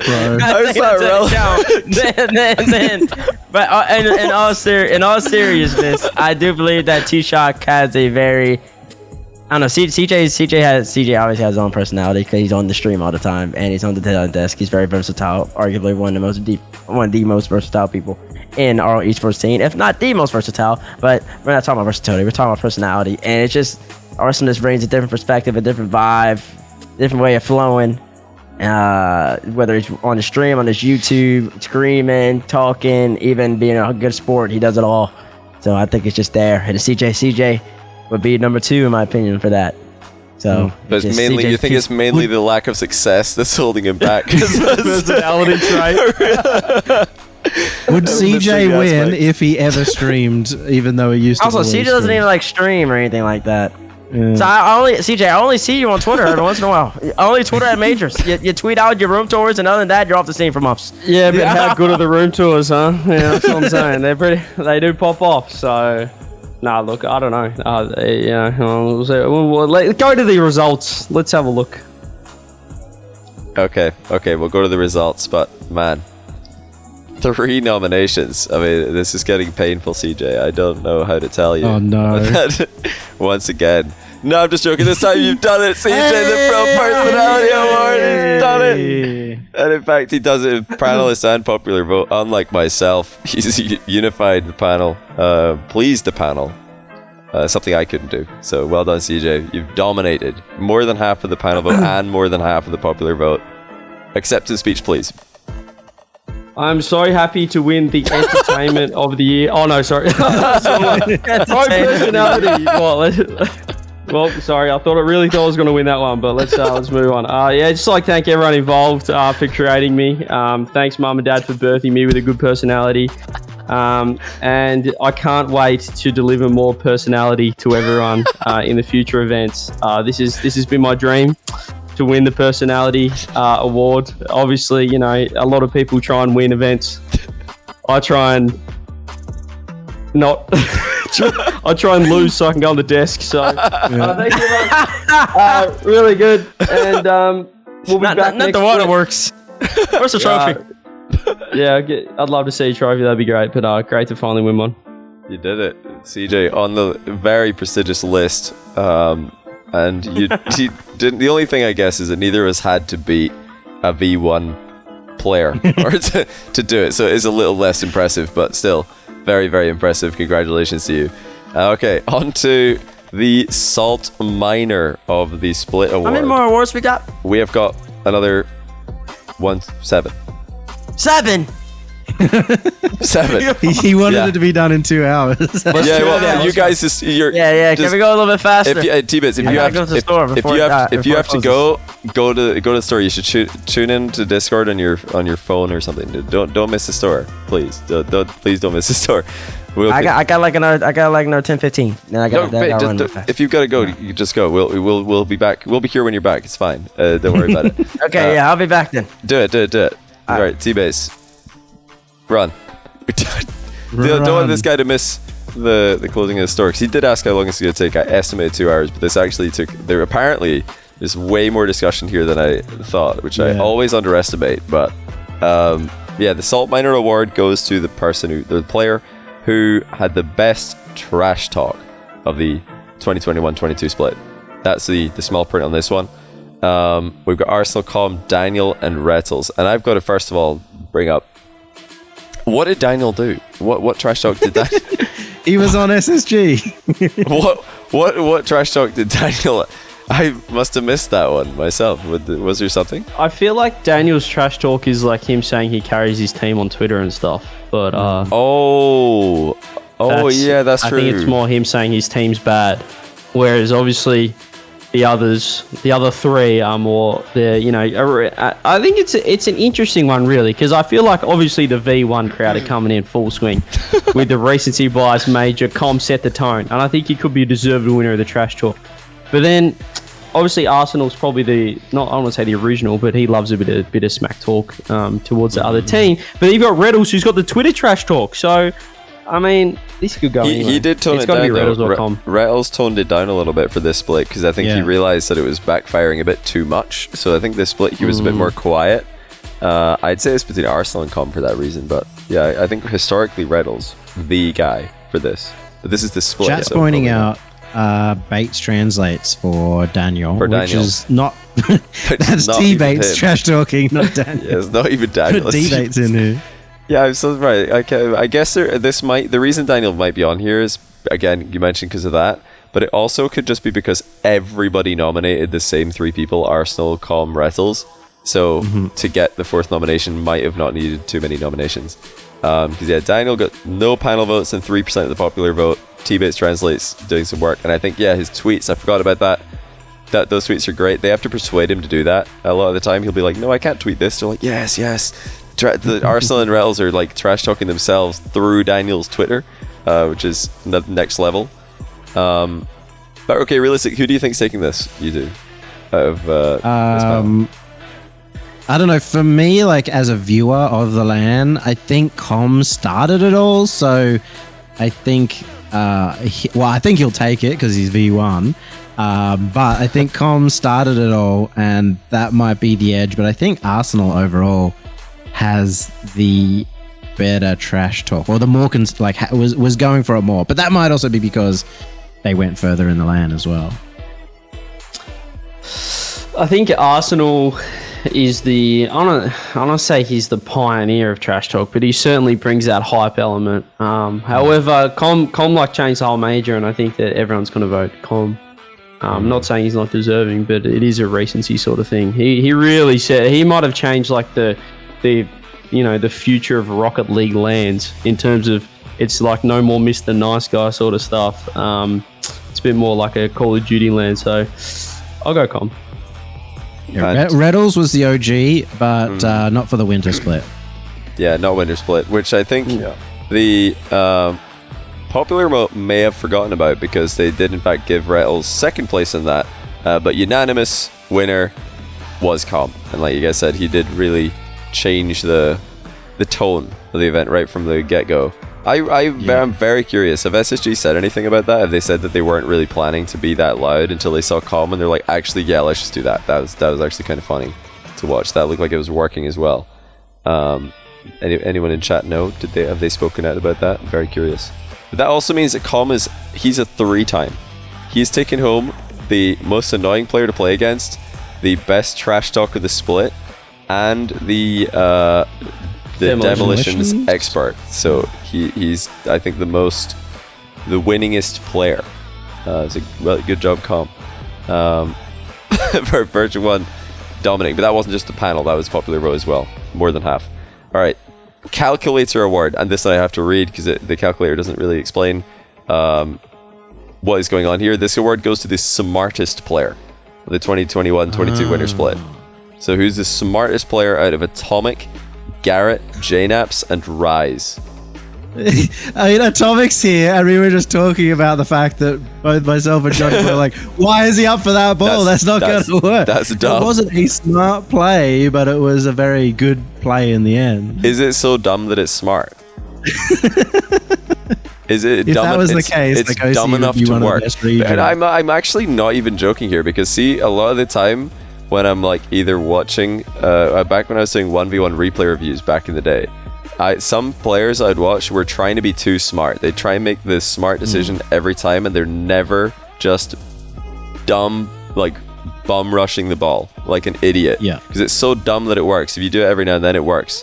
That I think is the Atomic, like, it's got to be the Atomic thinking. He's like, this is so dumb, they're never going to think it's working. So in that way, it is smart. So I could see him belonging on here. But yeah, I think the other three definitely come to mind more immediately when you're talking about smart. Also, Atomic Game 7 of the bracket reset. Like, come on. Yeah, that wasn't the smartest. The little no offense to Atomic, I think he was the top 2 player of the lab, but yeah, that was crazy that he got nominated. But CJ, what do you think it means to be a smart player? Personally, pretty flat that again, I'm not up here, but Garrett and JNaps are probably the 2 I'm looking at in terms of these nominees. In terms of your question, what does it mean to be a smart player? I'm not entirely sure the criteria on that either, which is, I guess, the beauty of these awards. We're not really sure. There's no real black and white criteria on a smart player, because you can say like the slow methodical players are smart, but the faster players like your first killers can easily be just as smart of a player. I mean, all you have to look at for you, Johnny, is like the 1v1 games where you're seeing like, even you could look at like a Jorius as one of the smartest players, the way he thinks his way through situations. But I guess in this it's more of like a 3v3 aspect, where I'd probably more look at a Garrett or a JNaps in terms of like analysing the game and that sort of perspective, rather than like, individual situations where you're probably looking at the more creative players. You're probably looking at more like, how do they work to break down teams and stuff. Look, I'll go Garrett, because it's the first time I've seen his face up here. NRG really haven't been represented at all. Not really, no. Apart from content, which is crazy to think that we're in a world where NRG aren't voted by the fans for everything. Well, they didn't get to choose the nominees. The nominees were panel nominees. True. That's maybe if the fans were allowed to nominate, which honestly, given the panel's performance tonight, might need to be a thing. Maybe next time we need the public to nominate. It's really hard to do audience nominations, because you have to give like a list of 30 people or more, 48 people, and then have it like drowned out by that. So yeah, it never happens. It never happens. Tough one here. I think 8 nominations per maybe, and then brought down. So 8 for the panel, and then you could have stages maybe. Yeah. Well, it did end up being a very, very one-sided panelist vote and a very marginal win with the popular vote, but unanimous nonetheless for the smartest player of the split, JNaps from G2. He's done it. The Calculator Award. Congratulations, JNaps. He just edged out Rise with the popular vote, and took more than half of the panel vote. So JNaps ending up being the smartest player, which I think could be a very heavy winter major reasoning for this, because he really did play very, very well in terms of his decision making at the winter major. And I think he was the only G2 player who wasn't involved in that famous Game 7 blunder in the first series. He wasn't caught out reversing on the spot while Vatira came in to score the winning goal. JNaps was probably just doing something smart at that moment. So good on you, JNaps. I think he was pushing up the wing for a free touch, if I recall. But yeah, he must have been doing something smart. Shout out to the crowd, the audience, by the way, because I think Rise, showing that they go number 2 Rise, is showing that they're taking in the entire split. That's true. Well, he was also MVP in the major. Could have been. So it's Was 100%. But he was considered the glue, the smart guy behind Team Queso's success online. It's only when he showed up at the major and played much more up front compared to Vatira. So yeah, good job, popular vote. Like actually looking pretty impressive once again. Okay, on to the Professor of Physics Award, and this again another name that will need an explanation. And this one is the award that goes to the most mechanical player of the 2021-22 winter split. So this one stacked. Beast mode, Joyo, Vatira, Yan, very stacked category. Do you guys think this was going to be close though? This is awesome. This is an awesome category for now because we're in the era of like mechanics. And there's so many players that are just like the best mechanical players in the world. All four of these guys are definitely up there. You could have probably about 10 people. Like you're missing likes of First Killer and Daniel and Seiko, Monkey Moon. Yeah, you're missing some of the best mechanical players in the world here because there's so many of them. Justin, list goes on. It's a stacked category. However, there's only one freestyler here, and it's Joyo. He's on a different level. He's. I think a lot of when we talk about mechanics in threes, a lot of people have like the I want to say the basics down pat, but they have the high percentage plays, the flip resets. Like you look at Yan, and he's got he's a freak. He's got the doubles and the flip resets, but Joyo's like hitting breezes and like he's hitting consistent double flip resets. He's got the freestyle mech that like I still think that when we look at mechanical players, still aren't quite at the level that he's at. Because he brings that freestyle background to the pro scene, which not really, we haven't really seen that much of. Like, even though you look at First Killer, I think he's an incredibly mechanical player. I just think he does the high percentage mechanical plays really well, and he thinks his way through, and he's very fast.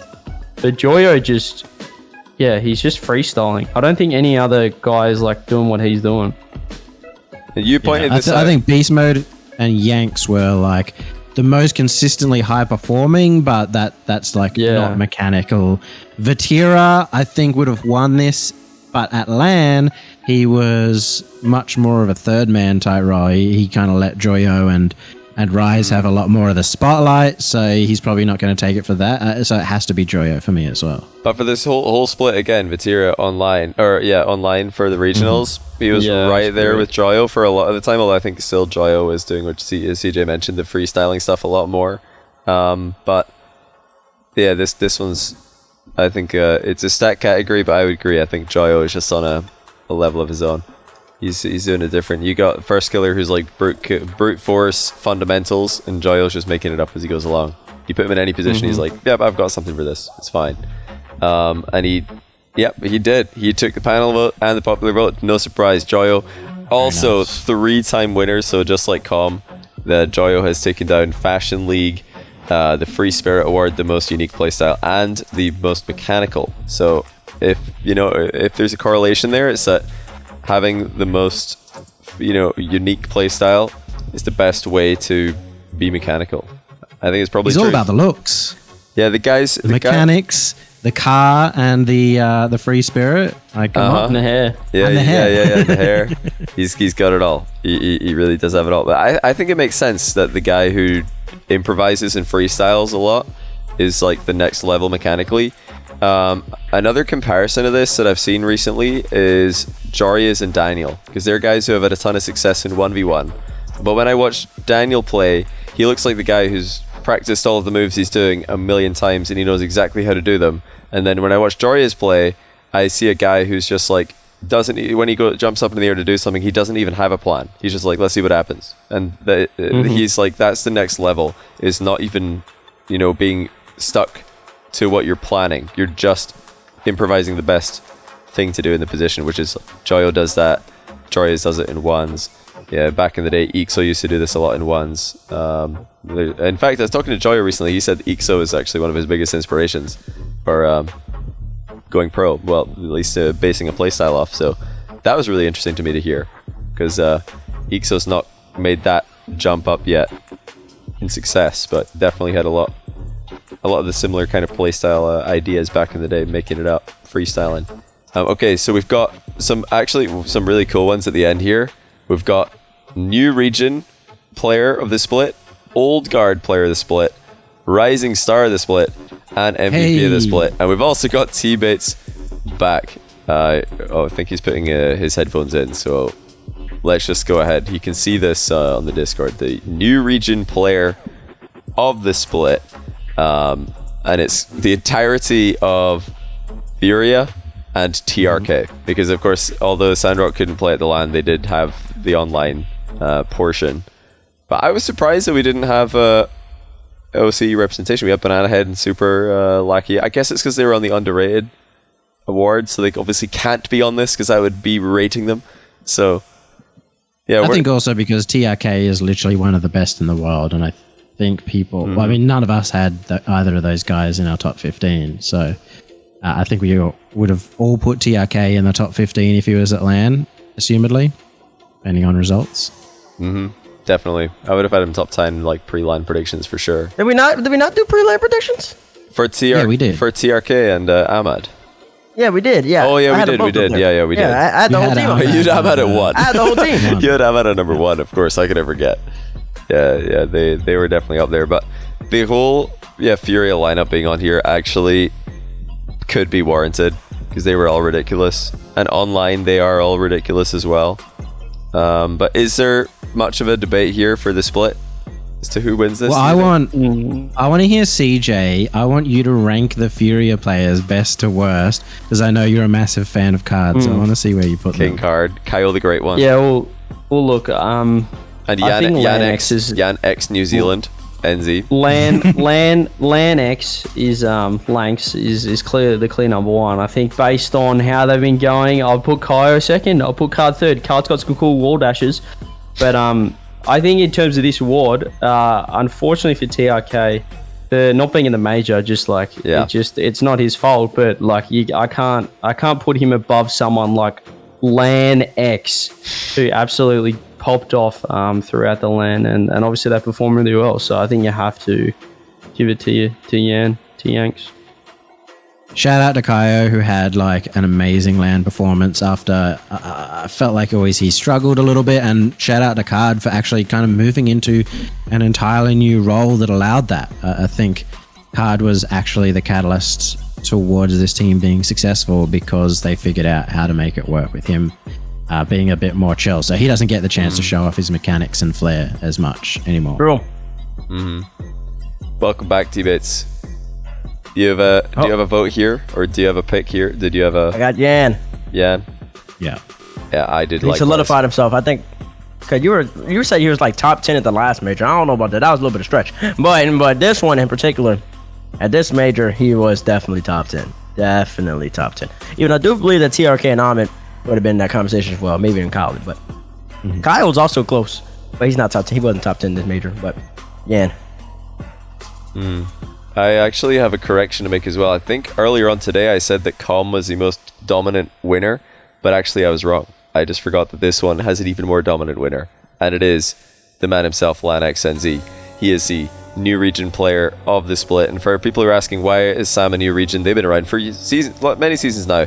It's I think because the phrase minor region is something we're trying to filter out and not use anymore, because in fact regions like Sam and as well Mina and even OCE still waiting on APAC to level up to that level, but the level in Rocket League across the board there's never been this much parity, so it felt disingenuous, it felt like wrong. We're talking about this at Fall Major Yummy to call them minor regions, because it really isn't the case. Somebody watching might for the first time might be expecting, oh, so this major region team is going to win. Well, no, not necessarily, so misleading.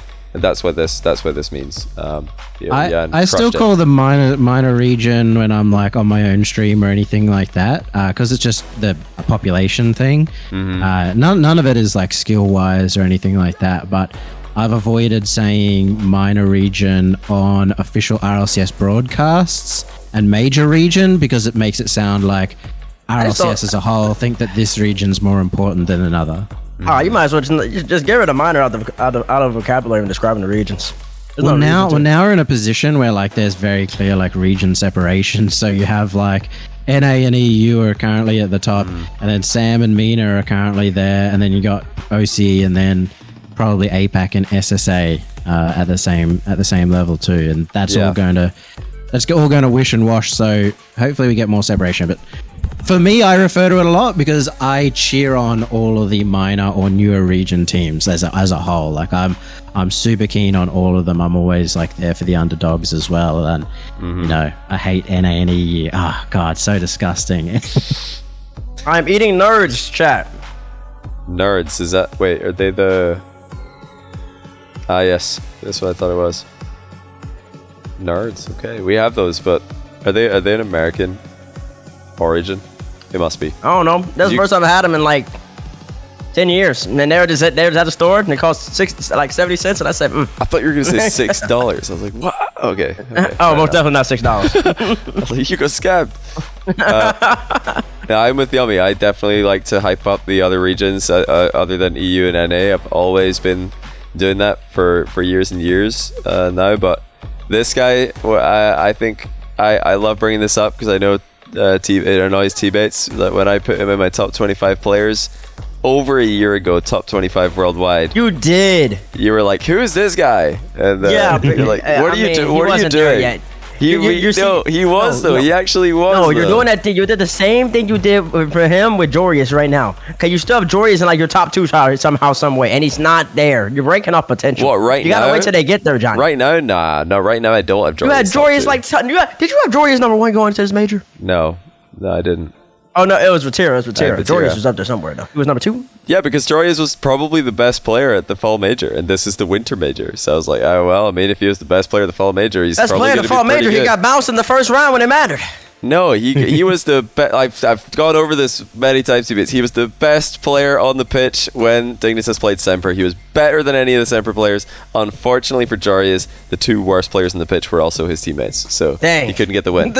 Like, sometimes you can be the MVP, but it doesn't matter because you're only 1/3 of the team. So Jorius is, I think, probably the best players. Jorius or Monkey Moon, they were the top 2 for the fall major. That's why I had him so high. But Jan, I think he actually was. I think he was already top 25 all that time ago. Because he was on he was on a team that were fighting with Card and Kaio, even though they shouldn't be. He was carrying a team to be at that level. They beat them in the last. I guess True Neutral, right? Yeah, that was a year ago, right? They came second. And even in a lot True Neutral. of like NA ranked players were like scared of how mechanical he was, like talking about like how he's one of the best mechanical players in NA, let alone Sam. Yeah, he's ridiculous. I mean, this is not a case of me being like, "Oh, you're doing that thing again." No, this one I was on the money. I think Jan's ridiculous. I think I've underrated him several times actually. And given how hot Sam came out at the fall major before they, crashed and burned at the hands of CJ, if we were just looking at how they opened, then maybe I underrated them going in. I think I could have put them higher because this guy, I had him less than top 10 going in and top 10 coming out because he was like the only guy for Fury at fall major who did really well. Now they all did well. They're crazy. Jan's ridiculous. Not just a good winter split. What a season he's having. Unbelievable. Keep it up, Jan. Congratulations and keep going. We've got 3 more here. We've got the Old Guard, Rising Star, and then the big one, MVP, Most Valuable Player. Starting off with the Old Guard, and I love seeing these faces. Chicago JNAPs, Mensa Torment. Isn't it great to just have them still be at the top of their game? Love it. I think it is easy as well. I think it is easy, but go ahead, T-Base. Naps. Yep, Naps. Yeah. Not much discussion. Especially because the stories behind him, oh my god, what was it called? The LAN in 2017. E-League LAN. Yeah, E-League. And not winning since then. And for those who kind of misremember the pre-COVID era, like they were coming second in everything, and finally he gets back on top. Yeah, it's a crazy story, JNAPS. And at the first time he'd won E-League, which is at the level in terms of difficulty as an RLCS line, but he never won an RLCS line. He got second to Vitality Season 7. And for most of the other RLCS lines that he was at, had very disappointing exits, like earlier than they were expected to have. They were always the team who were just like, why? they're not even getting deep into the competition. They're just losing early to somebody they shouldn't be. I think they lost to PSG round 1 season 6. I think they lost as well to EG season 5, if I'm not mistaken. It was like a very, very, sad history between E-League and season 7 where they got to the final. But yeah, I agree. JNaps. I was so glad to see an RLCS medal around JNap's neck. He deserves it. He really does. But There should be unanimous. There was that? It should be unanimous. Should be unanimous. Well, T-Bates, you'll be very interested to know that Actually unanimous. Actually, the panel have voted for Chicago as the old guard player of the split. Yeah, everybody on the panel outside the three of us are on here right now need to be taken away. They're all suspect. Panel, There's just no way. The panel really putting the L in panel right now. What is it? What is that? There's just no way. Like, what? Reed hasn't even been in the scene as long as Naps in terms of being at the top of the game. Hello? Pure history alone. JNaps is, I think, better at the winter split. They were similar online. JNaps is better at the winter split major, and he's an older guard. I'm not joking. Panel putting the L in panel right now. What is going on with this panel? The panel. We need to take a hard long look at this panel. We need to expose some people because they are really doing the RL Pro Awards. So they're doing them dirty right now. Like, what is this panel doing? But fortunately, I'm glad to inform you that although the panel have voted, we've been saved. The panel have voted 47.1% in favor of Chicago, 41.2% in favor of JNaps, but the popular vote, the chat, the Twitter sphere, everybody online has voted 71% in favor of JNaps. They've saved us once again, everybody. JNaps is the old guard player of the split. Congratulations to all of the fans for fixing the pan L's terrible work. Thank you, chat. Crushing it. A dominant win for JNaps. Thanks to the landslide victory from the popular vote.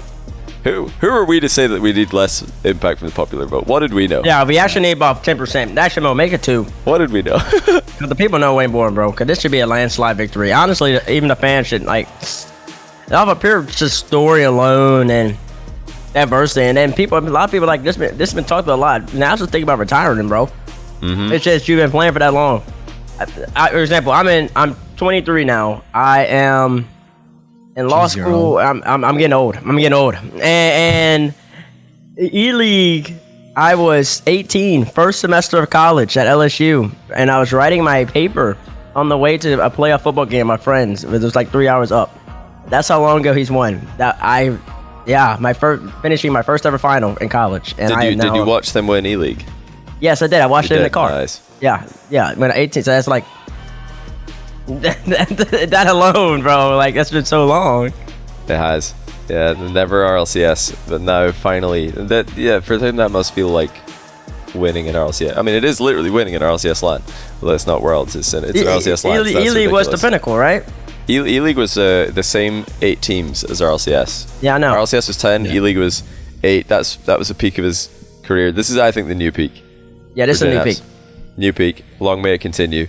But from one side of the spectrum to the other, we've got the Rising Star Award. So the specifics for this one, the award had to go to the best. Hold on, let me find the right one here. The best performing rookie in the 2021-22 Winter Split, and rookie is defined by having not played in RLCS Season X. So it's a rookie this season, not rookie this split. If it was rookie this split, the list would be very, very short. The nominees would be pretty much Daniel, Aqua. I mean, I don't think there would be many, but for the season, these are all valid nominations. We got Aqua, Daniel, Seiko, Vatira. Vatira Seiko is very young as well. It has to be Aqua. No, I'm just kidding. Look, Vatira's got my vote. You're factoring in just the online split itself, and then how they went, making the grand finals, almost taking it out. Although he wasn't obviously the man on LAN, they still got to the grand finals, and he still played exceptionally well. And obviously Daniel as well, can have a shout out to him. He started slow in the major, but then really picked up and showed his online form. But I guess going on team performance as well, like got to the grand finals, and he was really good. He showed his glimpses of what he can do online, or what he's done online. Yeah, I think Daniel might even take this because this is his first ever split. And do you think people didn't read? First ever. People didn't read the description was too long. They're like, I'm not reading that, Daniel. Yeah, and he started off like his first ever performance was like a spectacular performance that got SSG to second place, if I recall. Yes. And yeah, that was like a groundbreaking first performance from anyone, let alone a 15-year-old. Mm-hmm. Bates, are you going? I'm Baby Dan all the way. Daniel, why is that? Because, well, off of what Yummy said, but taking just a different route. If Joyo and Rise are going to win all these dang awards on this show, and then there's no way Vatira can also win this many awards. Because, I mean, how can you be that great of a Rising Star, but your teammates have won every single award possible in here, outside of V1 people? Joyo won an award for, like, the best car designs and stuff. Okay, outside the best car design one. Other than that, he's getting, like, the most unique play style, yada, yada, yada. Baby Dan, bro. SSG. He replaces Sip. They've improved. They're back into world class discussion. I have already said earlier. I don't think anybody. Well, Seiko. I think maybe Vatiro, but Seiko and Daniel specifically on this list could be the best in the world. I'm really interested. Surely it's split between those two. Like, so I either of them winning. but if people want to just say Vatiro balled out, so I mean. Mm-hmm. Well, okay, T-Bits, I got a question for you. So what's up? You know what you said is true. Daniel, ridiculous first split for somebody who, first event, second place, insane, great performance, a lot, everything. I totally agree. But the text says the best performing player in the winter split who did not play RLCS Season X. Now, for the winter split, who do you think was better, Vatira or Daniel? Who was a better player for the winter split, not the LAN? Because the LAN, I think Daniel was marginally better, but what about the split as a whole? Vatira. So should he not win the Rising Star Award then? Because he was the better player. No, Vatira should win the Rising Star Award based it off of that. But since this is the winter split edition, yeah, that makes sense. No, since it's the winter no, it doesn't make sense. Since the winter split edition, rather than that question saying the best rookie from RLCS X, it should say the best rookie to have never played in RLCS period, which would eliminate Vatira, okay, he played in the fall split. So eliminate everyone but Daniel and Aqua. So Daniel should win because you're going to remove Vatira from the list because Vatira's actually Vatira's power. He has RLCS experience. Yes, RLCS experience. So we're removing it. It's the winter split edition. Vatira has experience in the fall split. Okay, it's so not, who else if we're talking about overall consistency to split, I will give it to Vatira. I have no problem with that. Who else would be? It would just be Daniel and Aqua. Who else is there in the Rising Star Award if not? Like that would be the most. I think given the constraints that this award was given, it has to be Vatira. But yes, if we remove Vatira from consideration, I think it would be Daniel. Yeah, but it's Vatira. I think that's fair. I don't have no problem with that. And actually, so that we're praising the popular vote last time. In this one, the popular vote went Daniel, 46.3%, and Vatira, 45.9%, so extremely close. Ooh. And it was actually the panel who swung it in favor of Vatira with a 47% to 30%. So Vatira wins this, but the popular vote there, fans putting the L in popular with... Popular. And there's no W in panel, but there should be, based on that one. I think, good job, panel. We could give them a lot of flack, but they did a good job here. Identifying the criteria and not removing one of the players just because it would allow Daniel to win. So well done. Very nice. Thank you, T-Bates, for giving us an insight into how the panel did vote, though, by making up their own criteria. This makes more sense about the rest of the awards, Like, I understand what the criteria says, but I'm going to do my own. I assumed everybody was like T-Bates and that they would have gone Daniel. That's funny. I think I voted... Actually, I think I might have voted Daniel. Actually, I don't know which one I voted. It's either Daniel or Vatira. What I voted. I do like how Aqua's on there, and all four of these young boys are all stars. So I like how Aqua got on there. Though, if people are asking why is Joyo not on there, it's because he actually did play in the last split of RLCS Season X, so he did not qualify for the category. Same with Rise. Rise actually, I think, played a few of them. Rise and chat. How many splits did he play? I think he played for Barrage. He played for another. I think he played for another team before that. I've forgotten the names. But okay, we've gone through 27 different awards. We're on the last award. it. And unlike the Best player scuffed, award, the super scuffed version that I did months ago, we've saved the best to last. We've saved MVP of the winter split to last, and the nominations are Atomic, Rise, Daniel, and Vatira. Interesting. So no Joyo on here. I know CJ is going to be really annoyed about this, but I was actually surprised to see Vatira nominated for this, expecting Joyo to be on here, just because Joyo had the bigger, flashier LAN. But actually, Vatira online looks like the panel was doing their online homework and put him in as a nomination. But is it any more than a 2-horse race here? It's a 2-horse race here. Can I say 2 horses? Yes. Actually, no, because I'm about to wait. No, I'm about to eliminate somebody. I've been eliminating this whole eliminate entire somebody. time. I've been eliminating a certain individual this whole day. Who are you eliminated again? I'm eliminating Rise again. I keep eliminating them. You're eliminating Rise from the 2-horse race, really? Because it's the whole split. Yeah, I think that's fair. But Tiro was the better player, the whole split. And also, T-Bates doesn't think that Rise is the best player of LAN, so, you know. I thought you were going to eliminate Daniel, though, first of all. Oh, no, Dan is also getting eliminated. Okay. That's both of them. I think it's between Atomic and Vatira. No, wait, time out. Even though we do call most valuable, there's difference between most valuable and best, but I will stay Atomic was still the best player. The text on this one, the award goes to the best player of the RLCS 21-22. Yeah, okay, and the best player, in my estimation, should be Atomic. But I can see Vatira. I can see it. I have no problem with Vatira based off of pure numbers and what Queso have done. But in my opinion, I would say Atomic. I'll be completely honest with this one. I voted for Rise, but I actually think it's Vatira. But I voted Rise because I didn't think anyone would vote Vatira, and I wanted my vote to matter, so I voted Rise. Interesting. I think, unfortunately, for Queso, they just take votes off each other, the whole team, all three of them, because at any point you can look at all three of them. I think it's a lot less so with G2. Obviously, JNaps was pretty incredible, especially in the major, had his moments. But I think Atomic, he's been the man.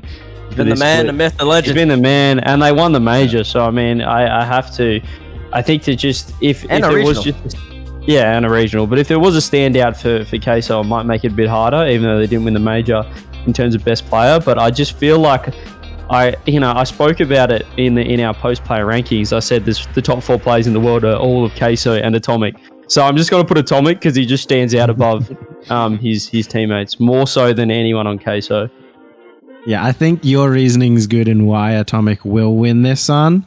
I think it's really interesting, though, because there's going to be people out there who just really, really value the LAN. You know, like, well, LAN is just the most important thing by 10x, and they might put Rise. Vatira probably for the entire split, because he came, grand final of every single one, and for the entire non-LAN, he was considered the best on his team. I don't remember who I put down. So I'm assuming I also put down Atomic, but it could have been similar to Johnny. I might have put Rise, but I think I put Atomic.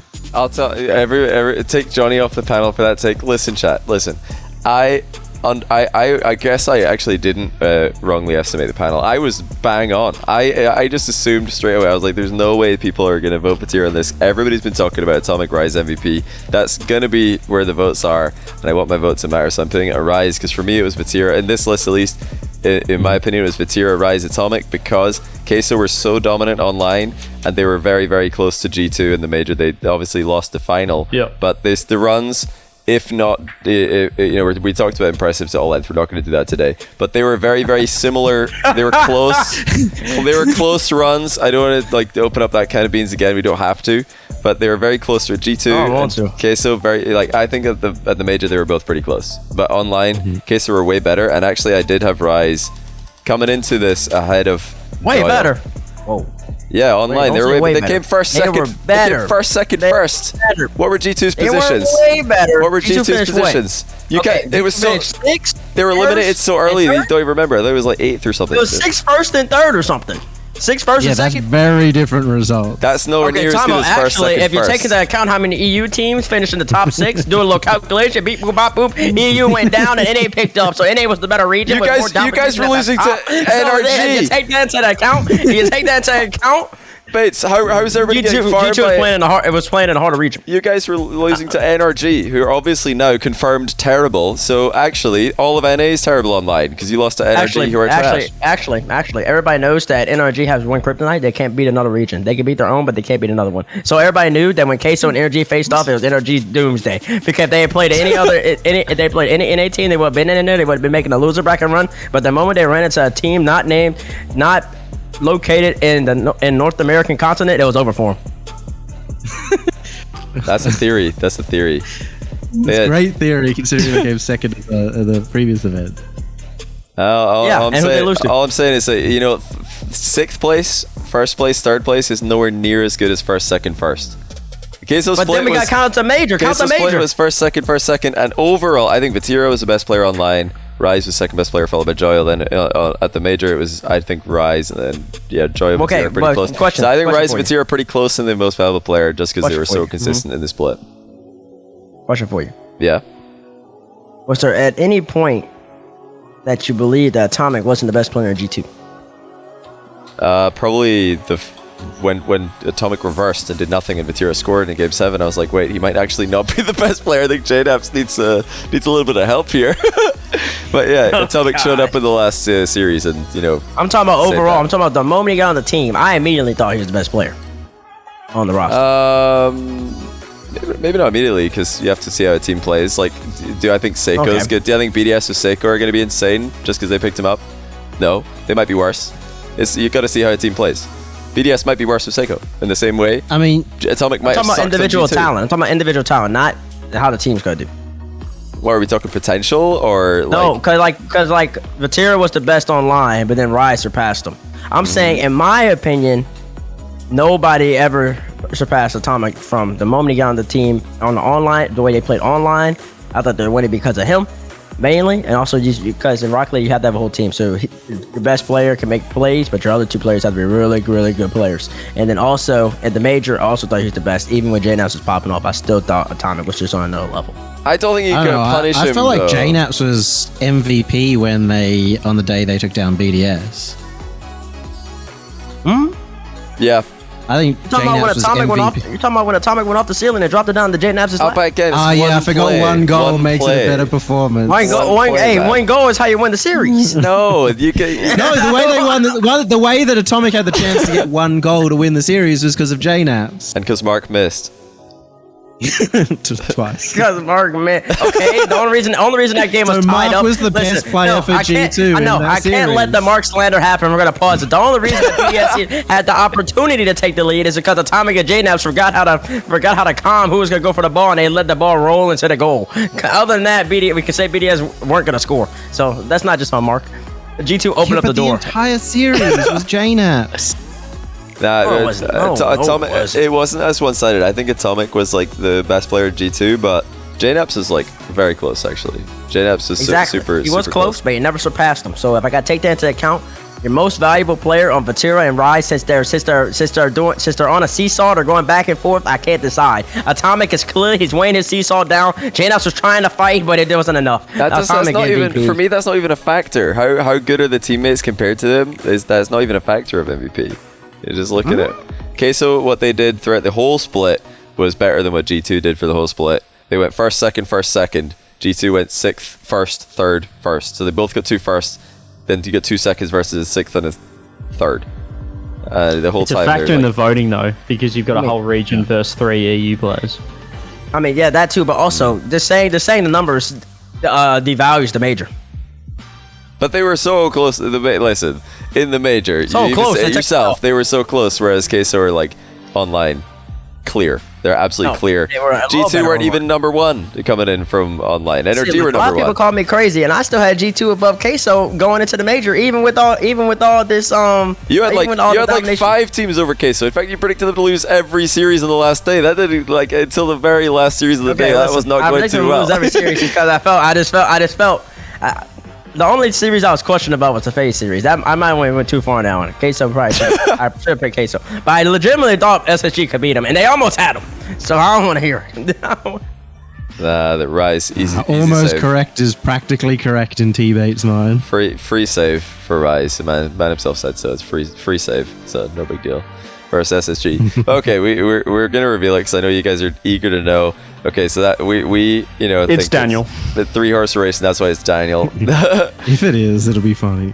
But I actually got I said to you guys at the start I thought it was Vatira, but I voted Rise because I didn't think the Vatira vote would make a single difference, and it wouldn't. Vatira, not even close. It was Rise and Atomic who were the 2-horse race for this one, as expected. But my vote didn't do enough because Atomic has taken the panel vote 47 to 35. The American Heavy panel have identified which player won the LAN and clicked on him. The popular vote is much closer, actually. It's 35 to 34 in favor of Atomic again. So the popular vote proving to be the more, I think, accurate representation. Wait, where did the popular vote have Vatira? Third in both. And Daniel, was it close? Or? No, it wasn't close. Well, actually, for the panel, it was nowhere near. It was like 11.8. But for the popular vote, it was closer. So the popular vote was better. Smart popular vote. Smart popular vote.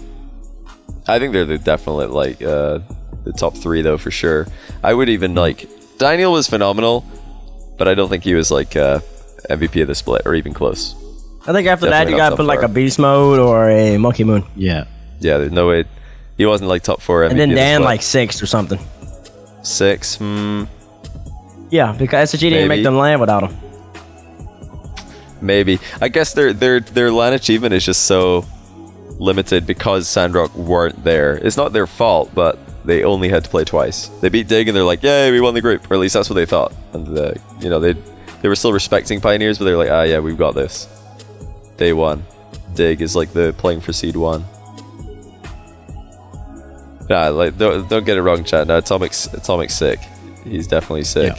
Yeah. He's deserving as anyone else to win the title. Like, it's just an interesting argument because there's different ways of looking at it, and each way is fair. It's like every other award in this is the criteria is different for every person, and how important different things are weighs differently for every voter as well. But yeah, to summarize, we had Rise, Sharpshooter, this split, basically striker. Atomic, playmaker, so you got playmaker and MVP. Savior was Vatira. Speed Demon, first killer. Demolitions, expert, calm. Reliable rotator, torment. Consistency, monkey moon. Team entertainment, queso. Player entertainment, Arsenal. It makes it sound like it's some kind of product.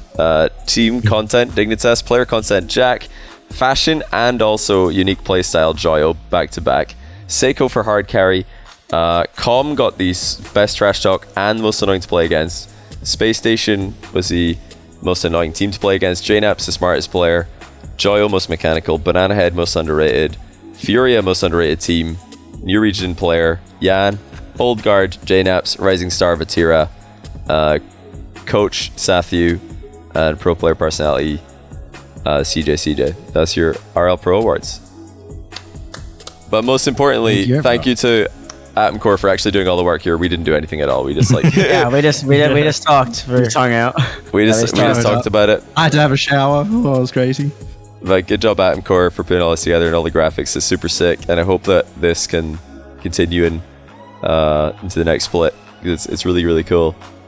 And more maybe refining some awards. If you've got any ideas for refining awards or changing anything for the next one, let Atomcore know. There he is in chat, Atomcore RL. I think he's got the same you just probably send messages to the Twitter, which is at RL Pro Awards. I'll post it in chat right now if you've got any feedback. I'm sure that they'd love to hear it. And if you enjoyed the content, give them a follow, because like I said, we just went live to talk about it. They did all the work.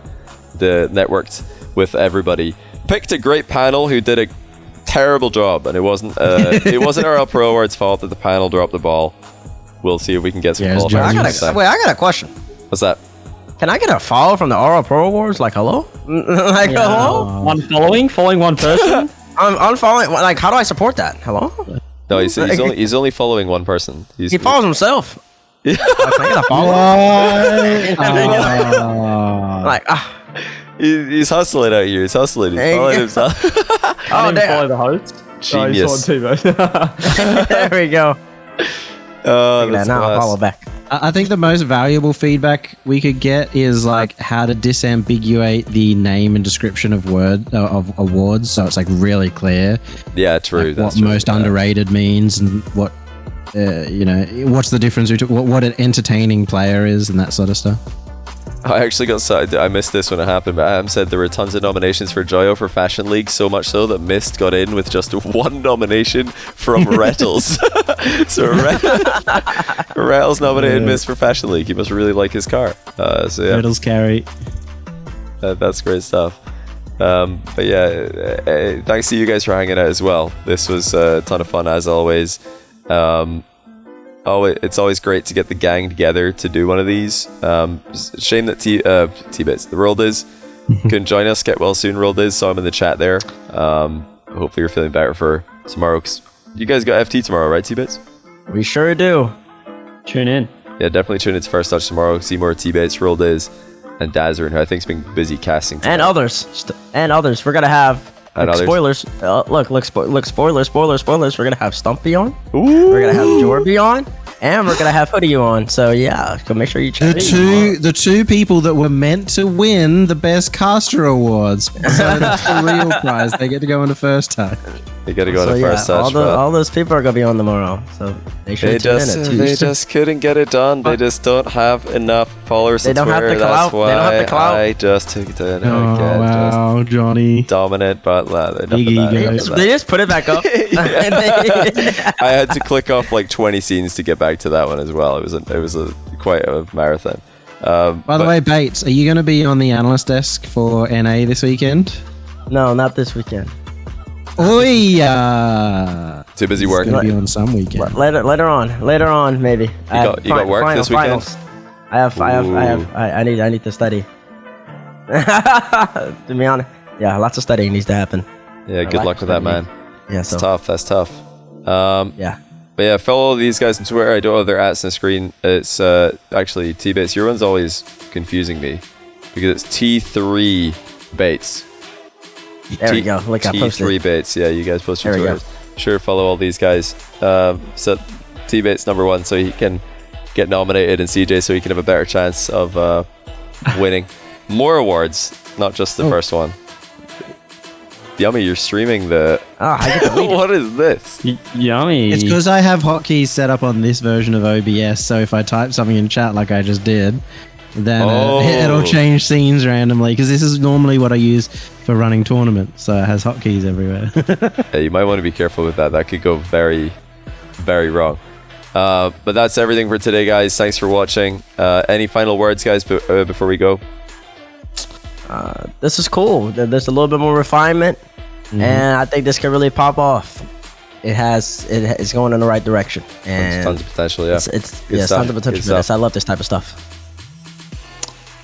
Shout out to Adam Core, shout out to Johnny for having us on, getting the gang together for this. It was super awesome to I guess host the first Pro Awards, and I think that slowly we'll narrow down the criteria. We'll stop letting T-Bates vote on his own criteria, and we'll refine it as the split's going. But I think this is a really good initiative, and I think Sunless Khan tweeted how it's awesome to create those sort of we can have these definitive I guess awards and create these storylines of okay, well this person was the demolitions expert or whatever of last split, stuff like that. Just getting a few more accolades for pros. Yeah, it's pretty cool. So thanks for hanging out. And I believe the MVP of the split, Rise, is currently streaming, so we could always chuck him a host as well. Yeah, that's a good idea, actually. I'll throw it right over as Yummy.